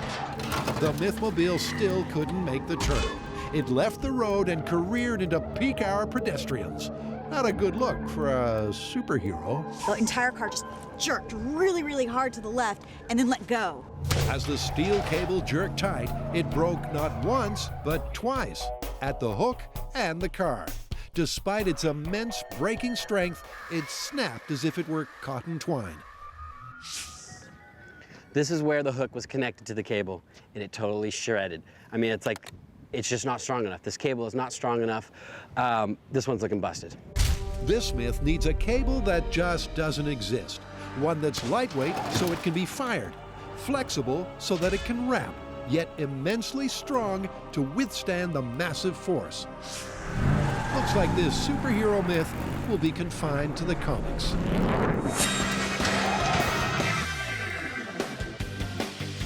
Okay, Team Mythbusters, how did we do on the superhero myths? The Phantom's Ring. Busted. We actually crushed the skull before we could leave a mark. The grappling gun, Jamie. Well, the cable shooter didn't work so well, but the ascender worked pretty good, even if it was a little big for the belt. All right, and finally, the Mythmobile mounted grappling cannon. I think we really nailed this one. Our cannon worked perfectly, we hooked our target, but we broke every cable we could find. Yep, this one's busted.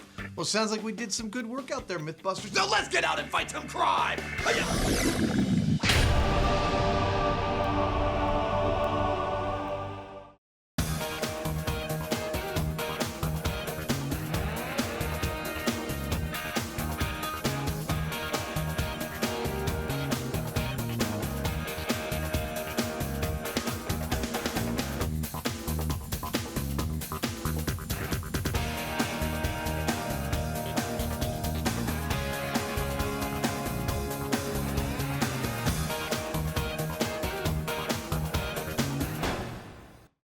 Coming up, something near and dear to our hearts.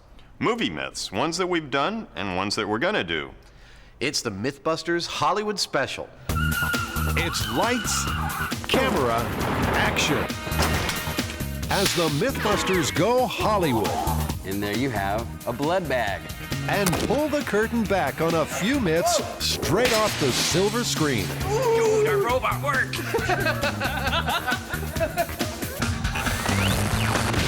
Who are the Mythbusters? Adam Savage. I reject your reality and substitute my own. And Jamie Heineman. I kind of like it in here, it's private. Between them, more than 30 years special effects experience. That was intense. They don't just tell the myths, they put them to the test.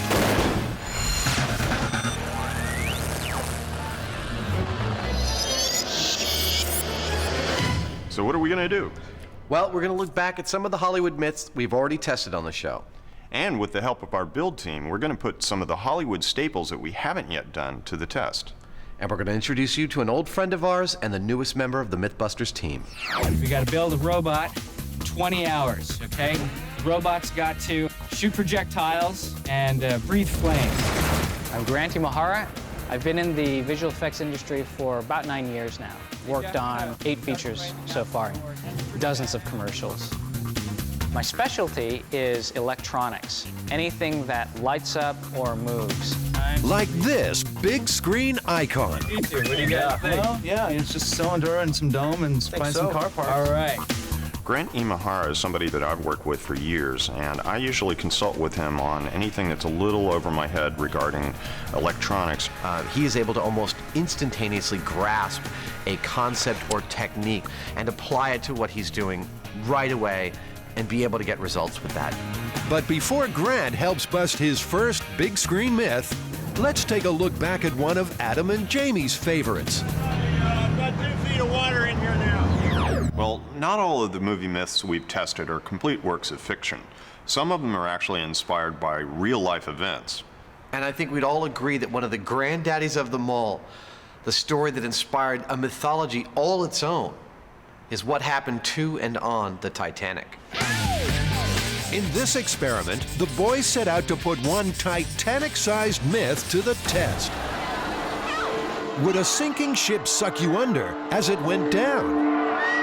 Or was that just Hollywood hype?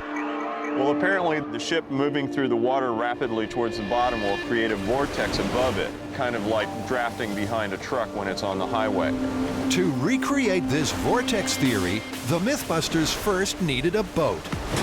Sure, they wanted to sing an actual ocean liner in the open seas, but this was a TV show after all, not the largest grossing movie of all time. So they settled on a 14-ton tugboat for their maiden voyage to the bottom. It's a nice solid little hunk of steel, and I think it ought to go down like a rock. Of course, this boat wasn't built to sink, but Jamie fixed that. We're gonna go cut some holes in the boat. An inspired name change was made, the ill-fated vessel launched, and the anxious passengers loaded. The moment of truth.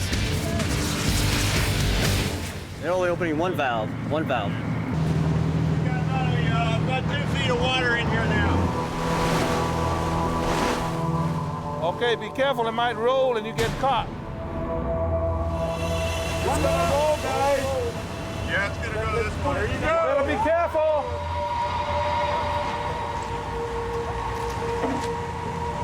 Stay with it, stay with it. There you go. Woo! Did suck you down, didn't it? Have you seen nobody get sucked in? No suction. No suction at all. I mean, I could not have been more central to the boat where it went down. I sat on it, the entire boat just dropped underneath me, and I hit the water, my neck hit the water, and I never went any lower. So I say let's get this puppy back up and call it a day. I need a drink. So the Titanic myth? Well, it went down with the ship. Hollywood's always trying to jazz things up to make things real spectacular.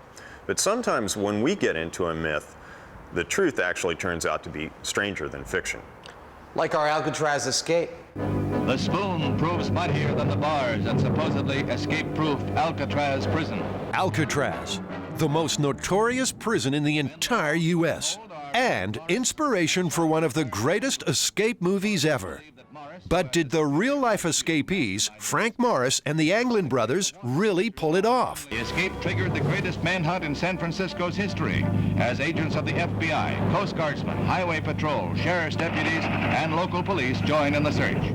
To separate fact from Hollywood fiction, the MythBusters broke in to break out. Welcome to the Rock.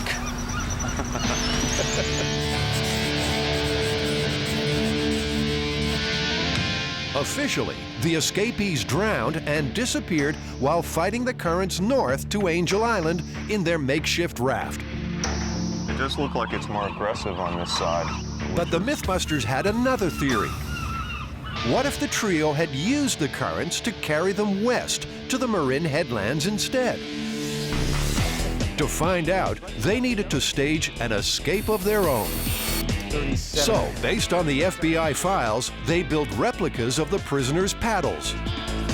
One prison escape paddle. And a raincoat raft. That's a boat. I'm really impressed with these prison guys. And set sail for destiny. I'll go in first. You go, Jamie. It's all you, buddy. Oh, Jamie, you're the man, baby. Oh. Intern Will Abbott played Frank Morris. Oh, yeah. Okay, I'll take that. I got it. I got one paddle. Okay, we're off. We're escaping!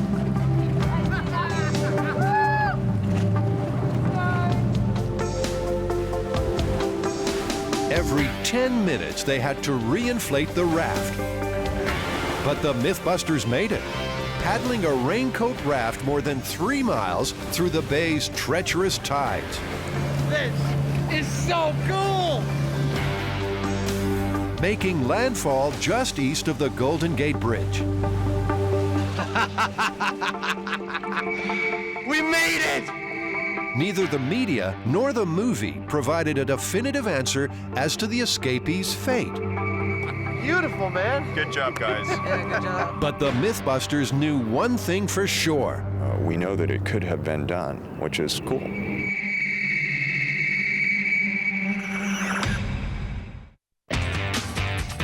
It's time for Grant Imahara to bust his first myth. The newest member of the MythBusters team will use his special effects skills to replicate a Hollywood classic. Sort of. Well, it's not really a myth. It's a special effects technique in Hollywood that we're trying to duplicate. I mean, you know, like in all these Hollywood movies, you see people shooting up cars or houses, and you see these crazy sparks flying all over the place. It doesn't happen. But Grant knows how Hollywood makes those sparks fly. They load paintballs with real charges, known as spark In loads. Hollywood, they have a custom plastic shell. Comes in 2 halves, male and female, and you put all your stuff in, put them together, and glue around the seam. Sounds easy enough, but can the build team replicate the effect using ordinary fireworks for their own amateur movie? We have 4 different types of kind of fireworks that we're going to be playing with. We got sparklers. These are the fun snaps. You just throw them down and the friction lights them off. Those are good. Dance, Balaji, dance, dance! Now these are probably one of my favorites. You just pull the string and they pop. Now, this is dangerous, so don't try it yourself. Tori dissects the string poppers. Grant shaves the sparklers. And Carrie unravels the fun snaps. MythBusters have made projectiles before, right? Oh, yes, several times. Like the ice bullets. Here's your ammo. This is ballistic H2O. It's an ice projectile, velocity of 3,000 feet per second, and an accuracy of up to 500 yards. No exit wound. The bullet's gonna melt inside the target. Ice projectiles. In the action thriller Most Wanted, a bullet made of ice killed the First Lady cold.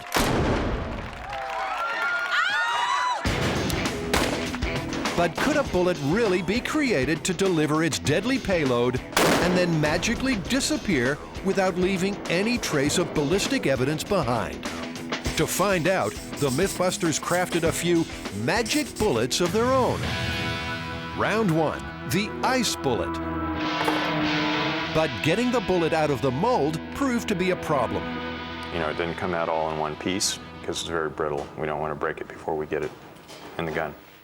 So he moved on to round 2, the meat bullet. The brilliance behind this beefy slug? Upon impact, you wouldn't be able to distinguish ballistics from body parts. 3, 2, 1. Let's go take a look. Too much ballistic evidence, too little damage. So some of it went out. Oh. Last but not least, round 3, a bullet made of gelatin and coated in red dye. This is looking really promising because it's not at all brittle. There we go. 3, 2, 1. It was a bigger boom. But still, no payoff. It went in about an inch. It appeared that any substance capable of melting inside a human body was simply too fragile to do much damage. Another Hollywood myth was shot down. Things are heating up nicely for the build team. Directly into the capsules. We got more of those, right? They're filling paintballs with fireworks to demonstrate how Hollywood makes ricocheting bullets spark, something that doesn't happen in real life. Yep. This is a 5-pop snap spark ball. What could possibly go wrong? Ready? How about too much pressure in the paintball gun? I think it went off in the barrel. Yep. Because all I saw was flash as char coming out. I mean, we're using low-grade Chinatown pop snaps and sparklers. I think that maybe, since we've already taken it down to this level, we could just throw them. Okay. Maybe that's how they do it in Hollywood. Really? Not really. Grant really wants that gun to work, and after a little tinkering, at long last, sparks. That looked pretty good. That looks good. For a cheap solution for bullet sparks, I think we found it. True, in real life, bullets don't spark when they ricochet. How about a target? Oh, gosh. But in Hollywood, everything is affected for the big screen. Okay, you guys ready? Here we go.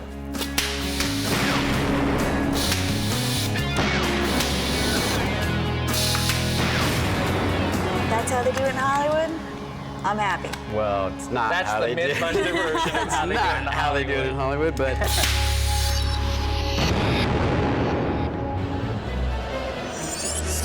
You know, Hollywood's given us an awful lot of myths, and a lot of them involve what I'd call faulty physics. I mean, like this one, when some cop is supposed to be able to kick his way through a locked door. I'm just not sure it's possible. Are you ready to try? I'm ready. We've got the 4 locks here. You've got your hotel chain, your hotel bar, your basic deadbolt, and then the doorknob lock, which is probably the weakest of all. I was thinking we start with all 4 and then slowly remove them, and then we'll see if you can get through. Okay. We may blow the whole home security thing wide open here. Earlier, the build team framed this solid core wood door to code. It's not pretty, but it's built to last. So, big guy, test number 1, all 4 locks. Okay.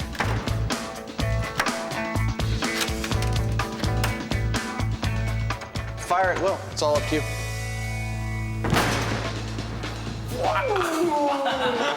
Do I get another try? You're a madman. Nice work. Busted shoulder. I think I'm gonna have a bruise. Really? And a busted door. Well, you've split the whole wood jam right down the middle, right at the deadbolt. Kind of looks like I'm gonna make it through it, doesn't it? Well, I wonder what's going to happen with these two. I don't think those are going to hold you back. We're going to wait for Jamie to build his chi back up again. And then he's going to make a second run at the very same door, unaltered from the first test, to see if after a couple of pounds he can get all the way through the door. The physics that we're dealing with aren't as faulty and as far-fetched as we originally thought. Unlike some of the other stories that we've done, like Rear Axle. In the film American Graffiti, some wily teenagers played a prank on an unsuspecting police officer by looping a cable around a pole and attaching it to his rear axle. Our very own overgrown teenagers wanted to see if they could pull the prank off too. So they borrowed a replica police cruiser, rigged it with a remote control, and lashed 75 feet of steel cable. So I'm going to drop it about 4 feet from the pole over here and assemble it. To a sturdy anchor on one end. Here we go. And the rear axle on the other. Yeah. Isn't television glamorous? All right. Wired and ready. Get ready to goose the throttle. Our police car was off in hot pursuit. But no cable slowed him down. That's spectacular. I should point out that the cable has a braking load of 15,000 pounds. Big cable, bigger than even I thought was the one used in the movie. Still snapped. It's a standard Ford chassis, not dissimilar at all from what they had back then. I would say right there, myth busted. And speaking of busted, Jamie still has to bust Hollywood's busting the door down myth. Is your chi ready? Will he get all the way through on round 2? Or round 3? Wait. You've actually split the framework of the door here. Cool. I don't know what to say, actually. I'm kind of shocked. It's plain old physics, you know, you get 185 pounds going fairly fast at a piece of wood and metal that's like this big, and it actually makes sense now that I've done it. We started out with 4 locks. The only thing left is the hotel lock here, which we can see the screws are already pulling out, and then the measly little girly man chain lock. And that's it. I'm guessing, you know, 1 or 2 more tries might get me through.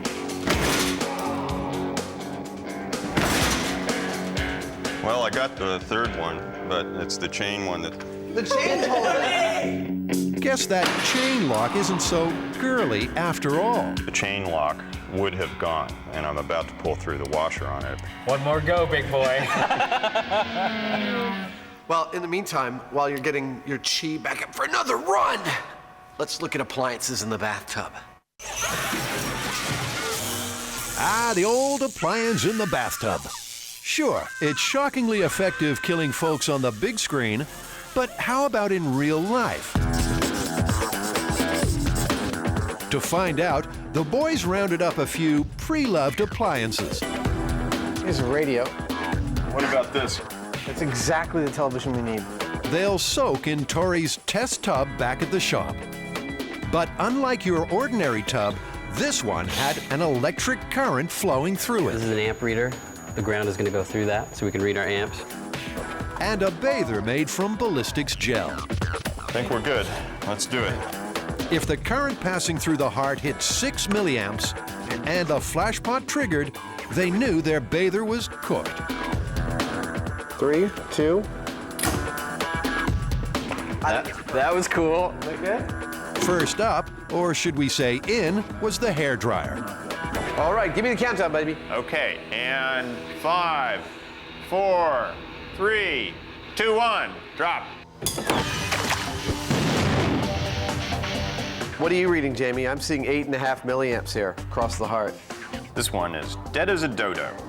Well over the threshold. Next up, toaster. What? Whoa.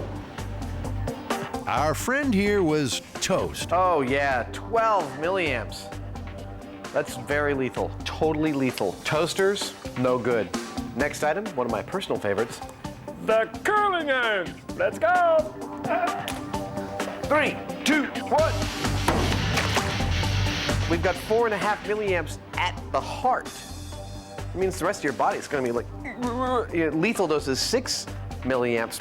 I think I wouldn't want to be in there with that. And now the iron, or as we refer to it around here, Fierro de los Muertos.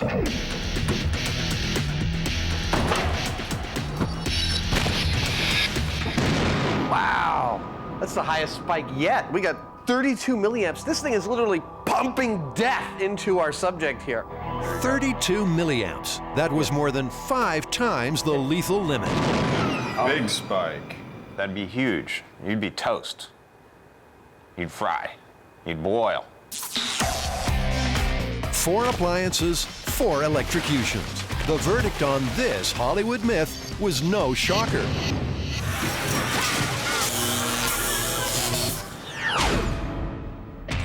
In 3 attempts at busting down their test door, Jamie's not only destroyed 3 of the 4 locks, he's pretty much left the door in splinters. Surprisingly, only the dainty chain lock remains. For now. One lock. Come on, man. Break it away. So little is holding that on. It's the screw head. Okay. Like I said, it's all an intellectual exercise at this point. Yeah. Turns out Jamie couldn't get through the last lock because the build team didn't use the hardware that came with the chain. They used their own, stronger screws. I think that given that you've made it through 3 of the 4 locks, I'd say we call this absolutely plausible. Yeah, and there are a lot of guys out there that are bigger and stronger than I am as well. That's hard to believe. Bigger, maybe not strong. But Adam's not one to let a sleeping myth lie.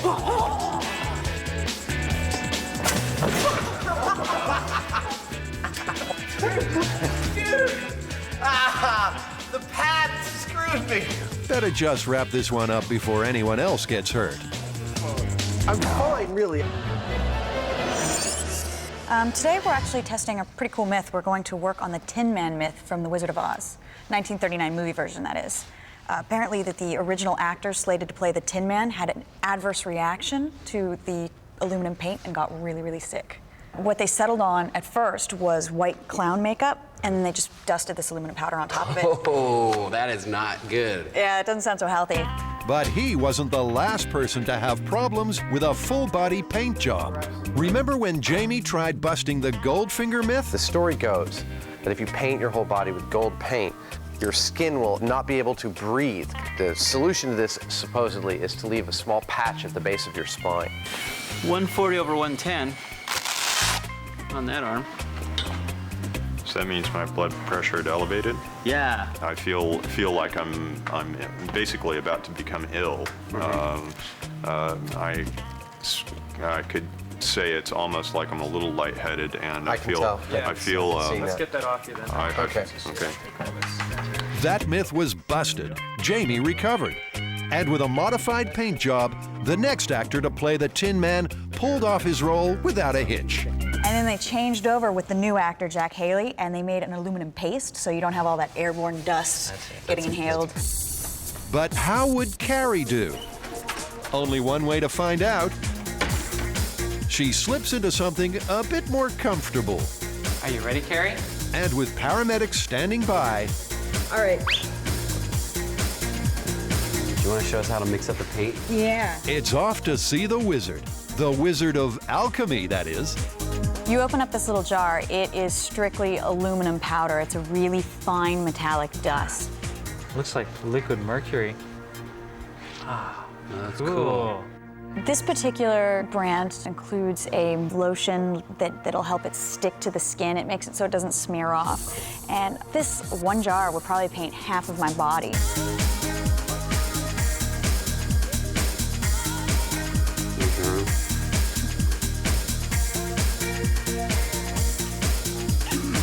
All right.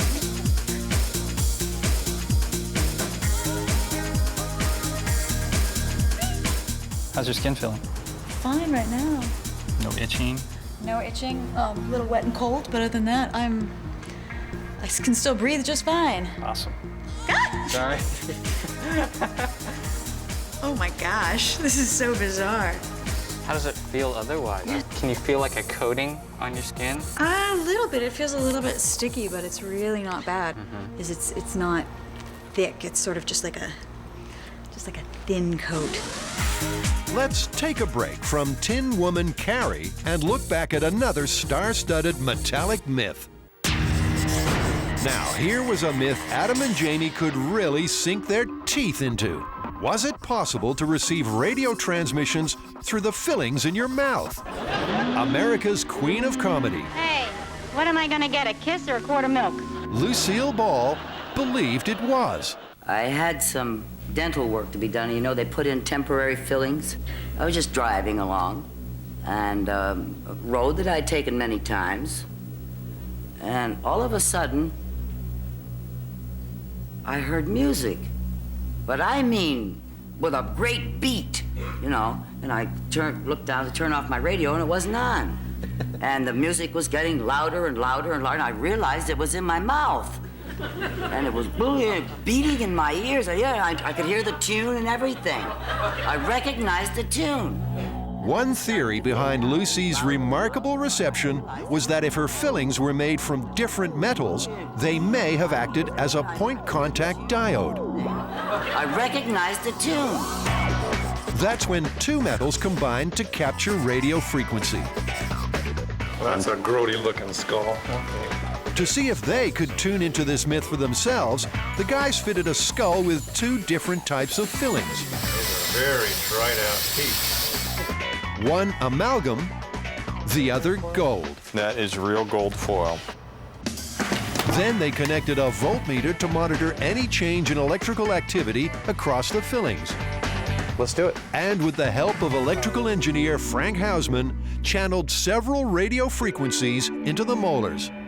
Now, as I sweep the RF field in that chamber, there's no change in the teeth. The voltmeter didn't flicker. So if the teeth were acting as a diode, which is one of the theories about how they might pick up radio, we would see a change in voltage, but we didn't.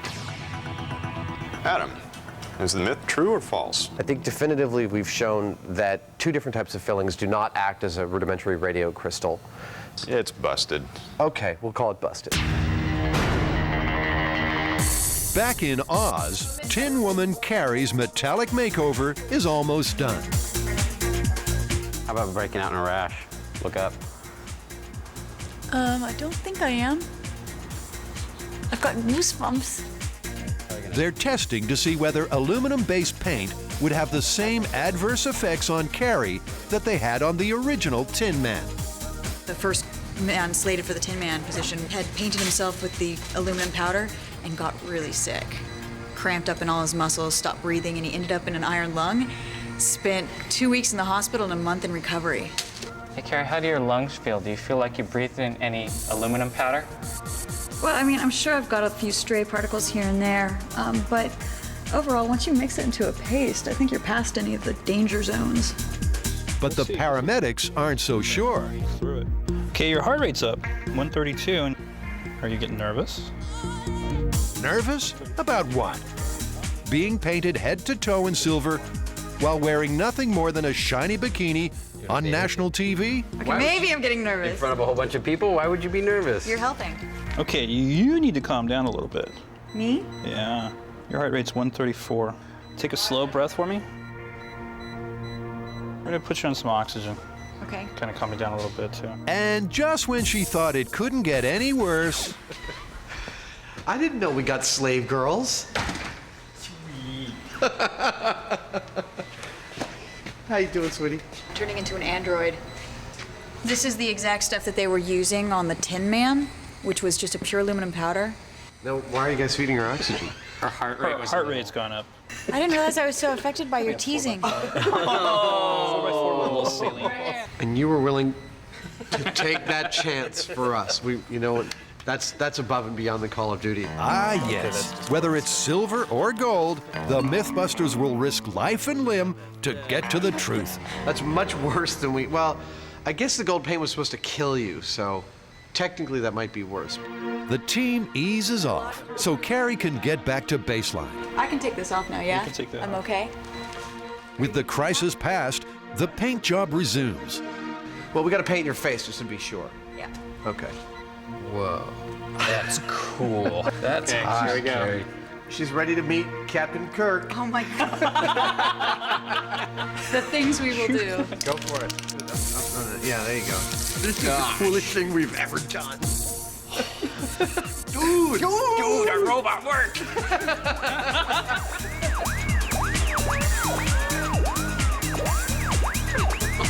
So how long do I have to be in this getup before we consider it a conclusive scientific experiment?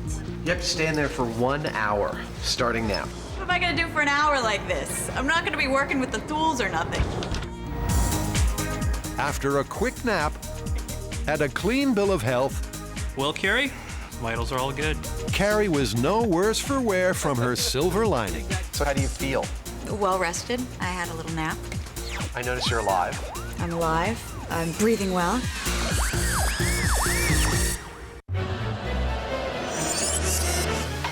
The build team's hard at work attempting to shatter a classic movie myth.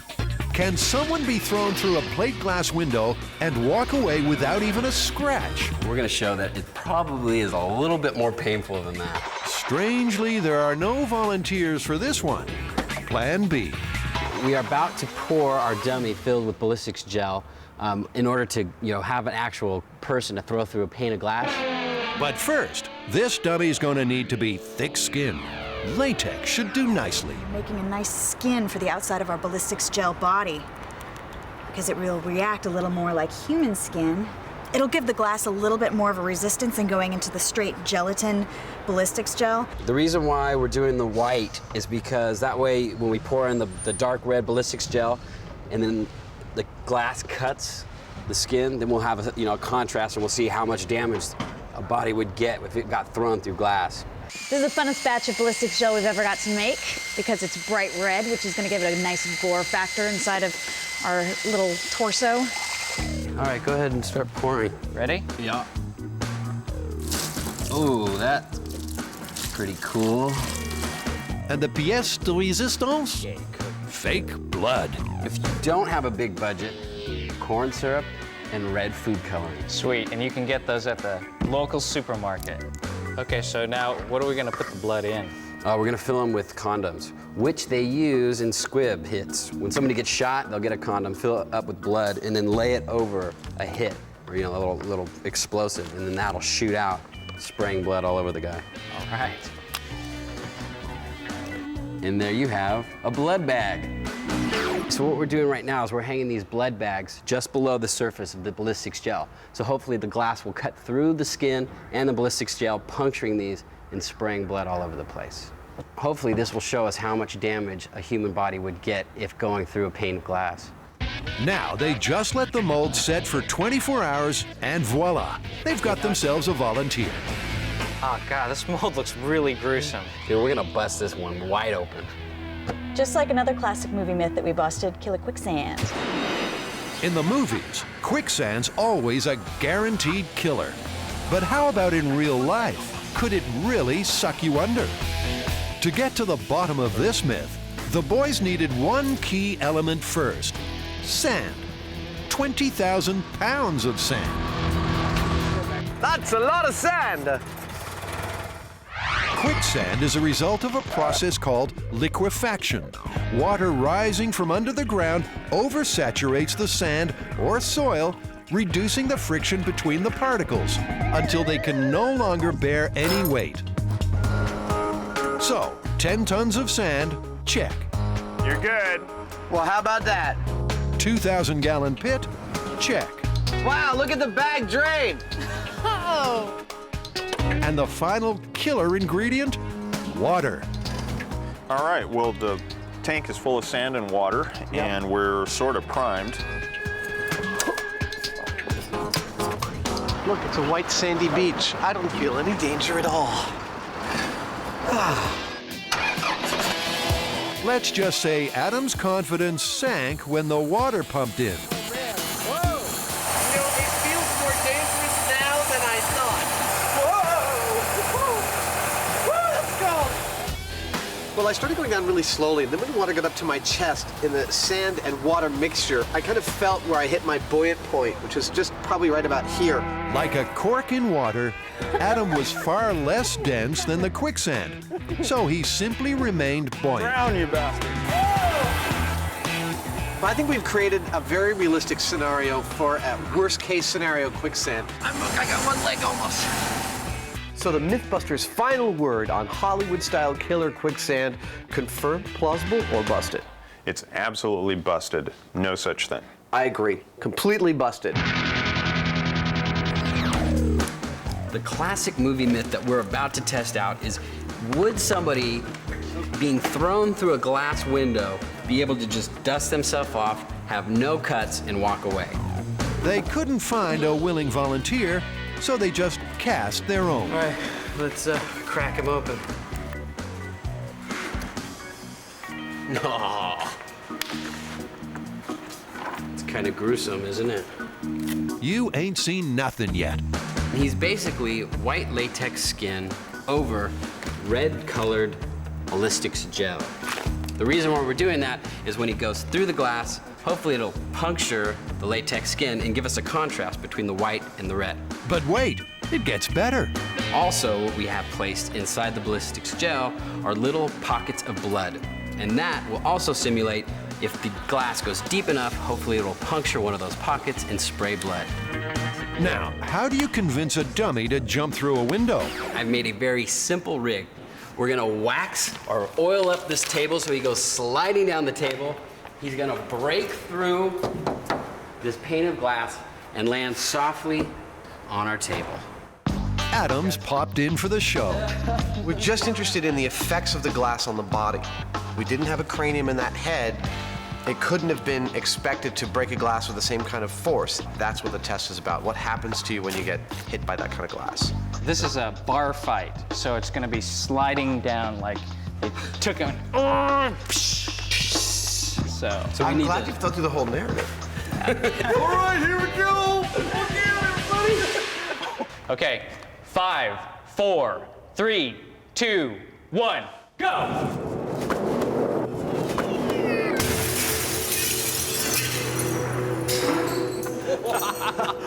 That was really great. That was a beautiful thing. But how'd the dummy fare? Any blood burst?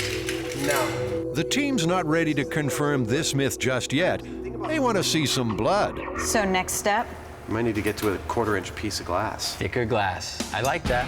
While they reset the glass, let's take a look back at another classic movie myth the boys tried to bust. Or should we say, bury? In Hollywood horror, the only fate worse than death is being buried alive.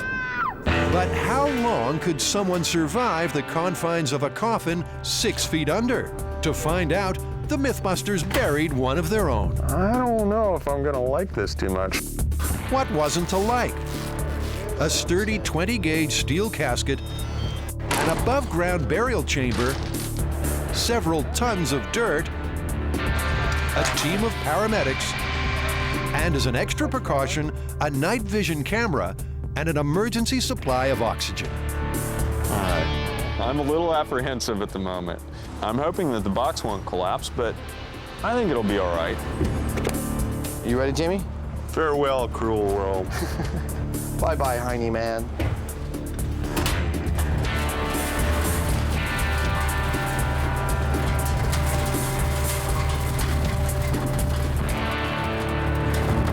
I got a fair amount of dirt in here, and it actually crushed the container a little bit. Roger that. Are you nervous about it? Over. No, I think I'm fine. It definitely had an effect on the casket, though.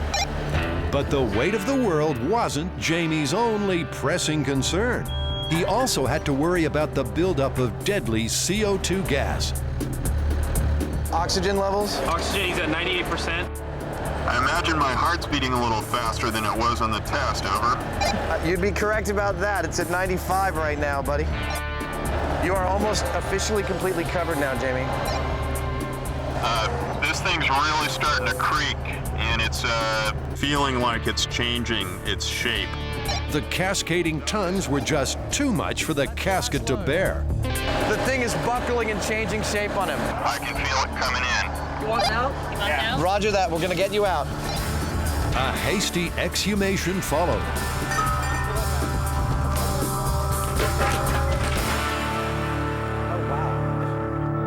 Yeah, it buckled. Here we go. Hey, Jamie. Hey. Oh. And he's still alive. Did it? It's just sitting there going. After 30 minutes underground, too much weight, not too little air, caused the boys to kill the experiment. This Hollywood myth was laid to rest. I don't think it's possible for someone to survive a couple of hours in the panic state of being buried with their coffin crushing and all of that stuff, let alone a couple of days until they're exhumed and found to be alive. That's just patently ridiculous to me. Well, there you go. Myth busted. Back at the workshop, the build team sets up for another go at shattering a classic movie myth. Can you jump through a plate glass window unscathed? Their dummy's first flight through an 1/8 of an inch pane proved the myth plausible, but garnered unspectacular results. So they're modifying the experiment Oh my God. by removing the dummy's thick latex skin. Yeah. I'm not an animal. I'm a human being. As soon as the glass comes cutting through here, we're gonna see all the slices. It's gonna be perfect. They also replaced the window with thicker 1/4 inch glass, the type found in most storefronts. So this is the 1/4 inch thick. Twice as thick as the other one. It's a lot heavier. 5, 4, 3, 2, 1, go!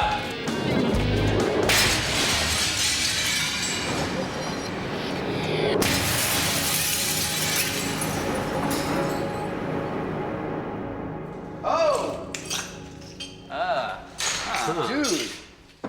Break out the Band-Aids. Look at this. He's taken a massive amount of scraping here. Whoa, whoa, it's bigger than just small. Yeah. That's pretty deep. Look at that. Yeah.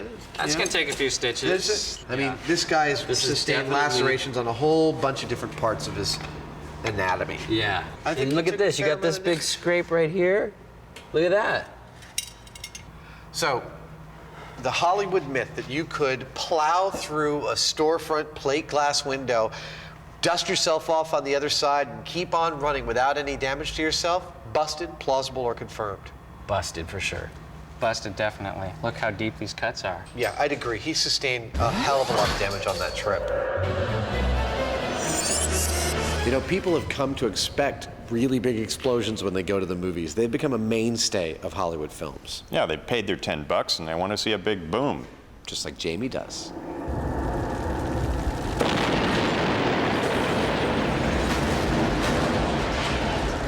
And we know a thing or two about big explosions because we've done quite a few of them on the show. The myth we're going to test right now is about how a lot of those explosions get started. We're going to test the myth of, can a cigarette ignite a pool of gasoline? Under no circumstances should anybody try this at home. Yeah, we're not giving you instructions on how to burn things in your house or on your street. This is debunking the Hollywood myth. Yeah. Gasoline ignites between roughly 500 and 540 degrees Fahrenheit. So to determine if this myth is even plausible, they gauge the temperature of a lit cigarette first. You want to blow on that, Jamie? Why don't I just inhale on it and you, All right. and you get it. Here we go.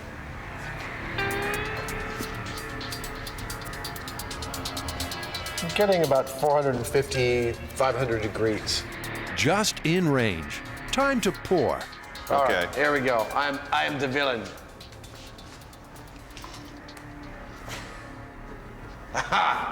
My plan is foiled. Not exactly the Hollywood result they were hoping for.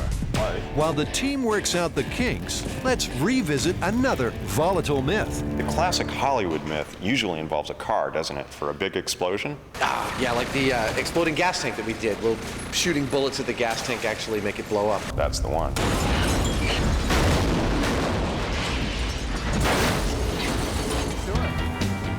To test this myth, Jamie and Adam loaded up their caddy and headed to their home on the range. That's fired.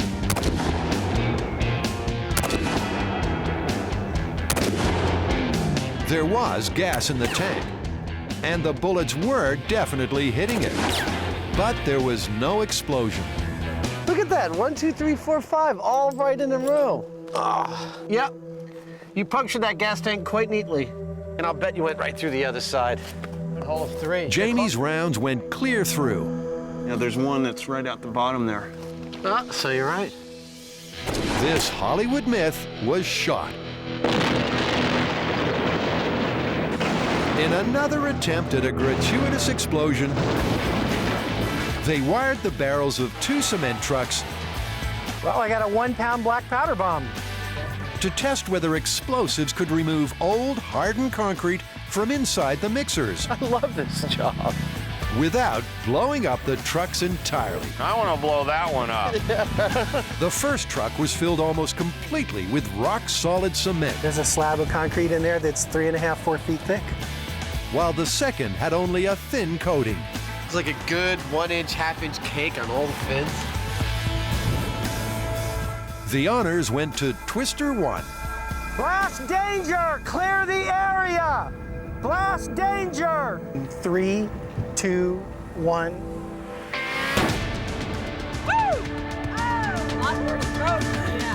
But the interior was unscathed. Did we break some off the floor? Nothing off the floor. Time for the lighter Twister 2. Blast danger! Clear the area! 3, 2, 1. Yeah. We got some big chunks. A lot of stuff came off. This area is pretty clean. The stuff that's still here is pretty loose. Oh. But what about Twister 1 with its barrel full of concrete? You know, you can't really put enough explosive in there to blow that up without just blowing the truck up. And that's when the light bulb lit up. So, under the watchful eyes of numerous law enforcement agencies, dozens of bags of high explosives were loaded into the drum. Fire in the hole! Fire in the hole! 5, 4, 3, 2, 1.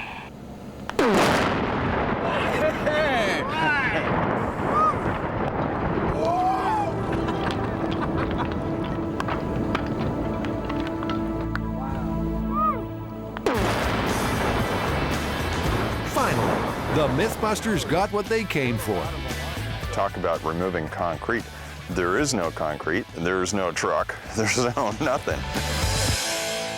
Having failed to ignite a gasoline trail like they do in the movies with the toss of a lit cigarette, the boys modify their experiment.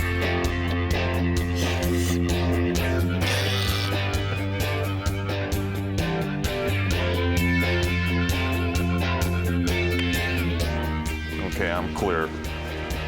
And place the cigarette in the gas. Nothing. Well, what if they roll it? It's still hot. It's still not out yet. Nothing's happening. Well, it seems that an ember isn't pulling in as much oxygen as an open flame, so maybe that has something to do with it. I think you're probably right about that. So, myth busted? So the reality of this is that it is highly unlikely that you will be able to ignite gasoline on the ground with a cigarette. But theoretically, it's possible. We know the temperature that gasoline needs to ignite at from a cigarette. We've got that data, but I can't make it do it. Right.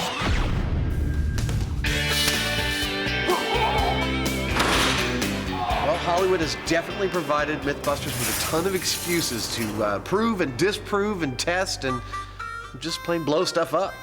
And I bet they're going to give us a few more. Actually, I've got a couple of ideas about that. I saw this movie the other night that